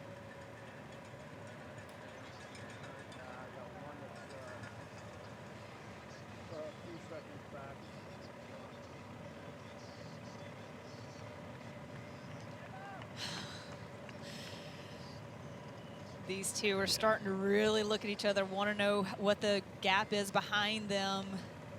Neither one wanting to do the work. There must be something behind them because there's a lot of looking back over the shoulder. I wonder if these chasers might be farther or closer to this group than they're comfortable with. Yeah, we'll see if we can't get a shot from our moto guys. But I also think that could be some of the gamesmanship starting to play out as these miles start to tick down. Just under 3 miles of racing to go. Now you start thinking about strategy. Where is your setup? Where do you want to jump? Do you sprint these riders to the line? Do you try and jump early? That's what we're going to find out. These are the chasers, and I think we just saw the leaders going around that right-hand turn in front of them. That's how close they are. They were seeing something come up from behind. Yep. Ashley Fry's definitely talked the group into working. So this is going to be the Aaliyah Shafi group. That's Emma Langley, who's made it back in here. They are desperately trying to get up to the two leaders up the road here, but this might be your race for third right now. Nicole Steinmetz right now on the front trying to do her work to bring this group back. Galen Bullard, the competitive edge racing rider at the back here, having a great ride to make this selection. This is great racing as well in your battle for third, or maybe the battle to get up to the three leaders. These flats are brutal right now. You've done all this climbing today, and then it's going to come down to a field sprint. This is such an awesome scenario because they cannot race against each other in the front group until the last like 300 meters. If they play any games in that lead group of three, they're going to get caught by these chasers behind them. And that is no good. That's great for Lauren Stevens. She knows she's got Emma Langley back there. That's not good for Catherine Sarkisian or Kristen Faulkner. So they're going to want to push forward, but not so much that you're basically taking Lauren Stevens to the line. So this is ultimate cycling playing out right now. Managing the gap behind, managing your effort forward, managing where you are within these three as you lead down those miles, these last couple of turns.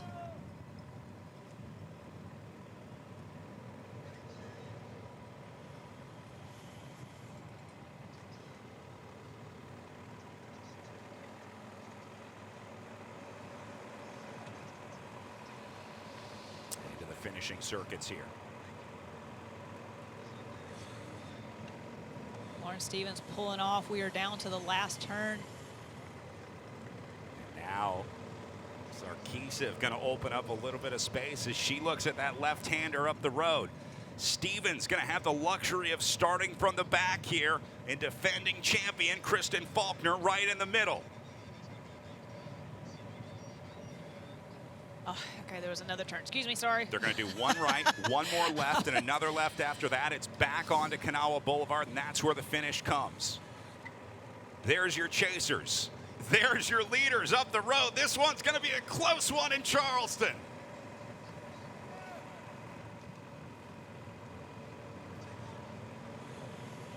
waiting for the jump. Sarkisiv will lead them out of the final corner. Faulkner on the wheel. Stevens out of the saddle. Here goes Lauren Stevens launching up the right side now. Stevens gaining some time. Faulkner follows the Stevens move. Faulkner and Stevens gonna go to the line together. It'll be a photo finish at the National Championships, but Kristen Faulkner will repeat in 2025.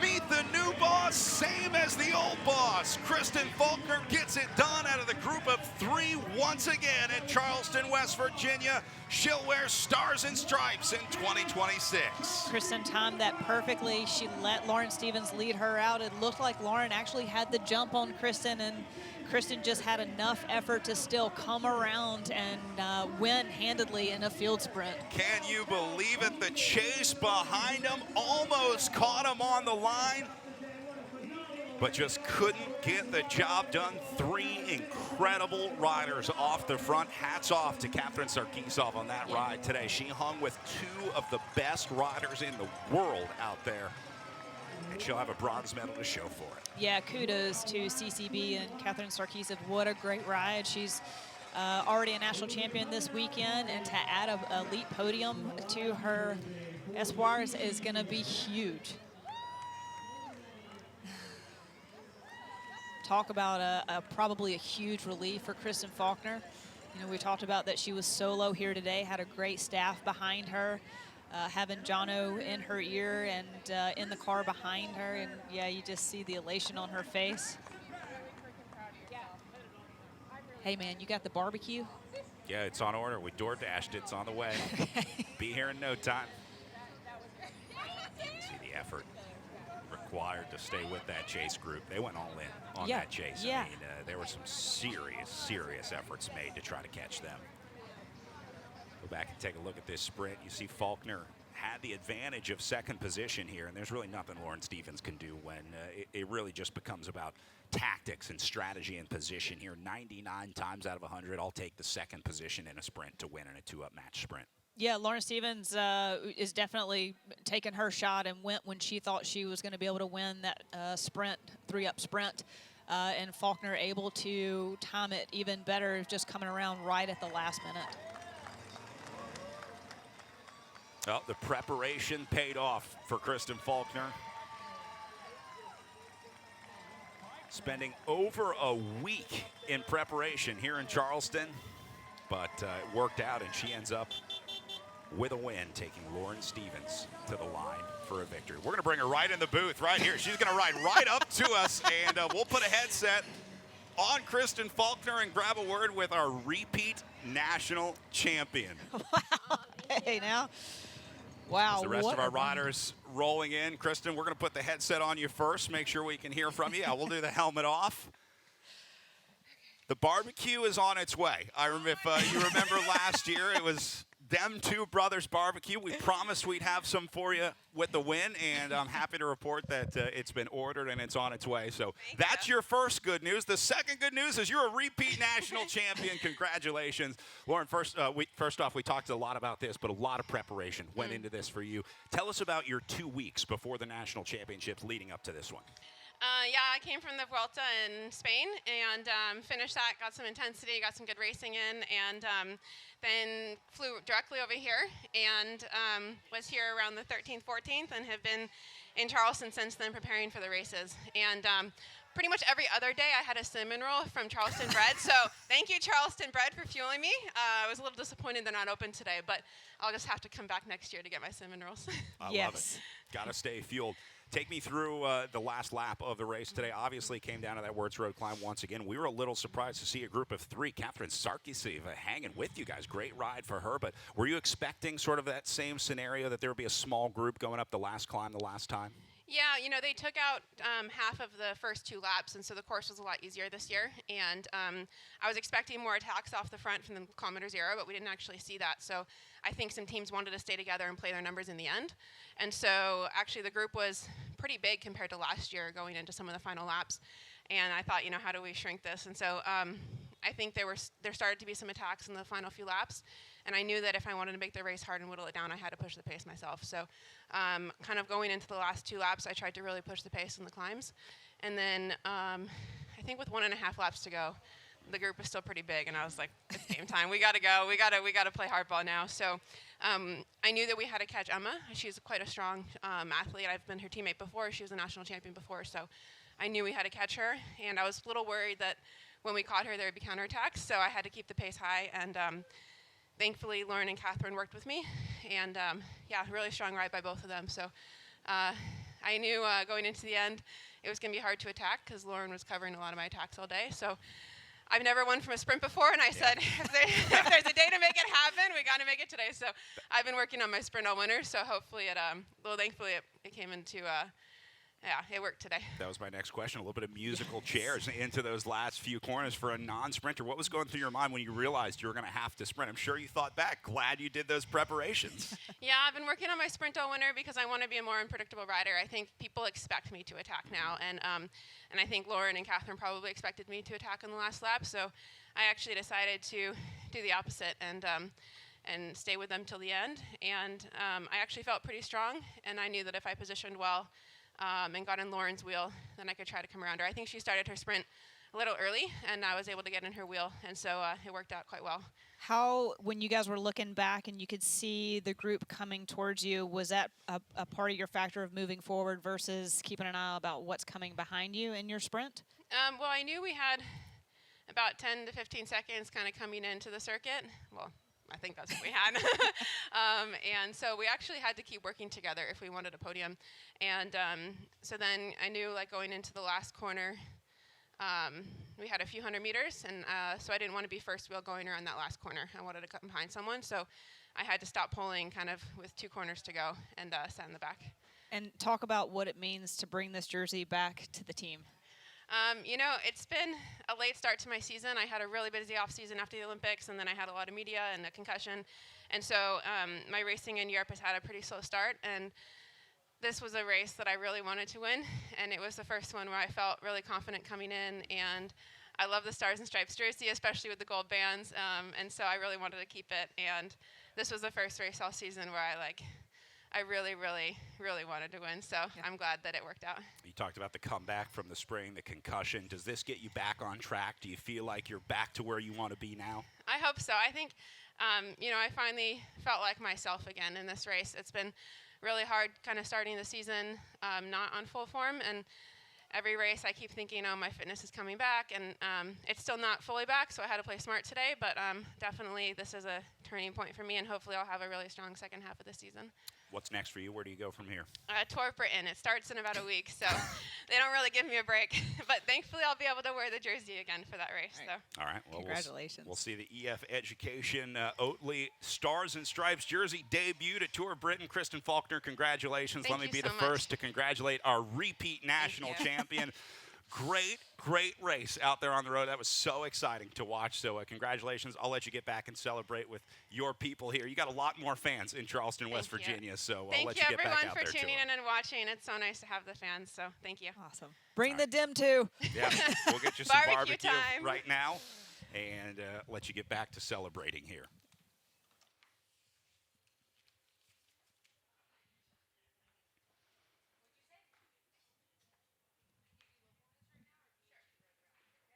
Well, some worthy winners out there today. It was a great race in Charleston. I think we got to update our results just a little bit. They're putting Quinones into second. That should obviously be Lauren Stevens. Maybe mix the numbers up a little bit, but that is going to be Sarkisiv into third. As there's no question about the top step of the podium. That belongs to EF Education Oatly as Kristen Faulkner gets it done here in Charleston. So we're going to take one more break here from the National Championships as we get ready for our next race coming up here in a couple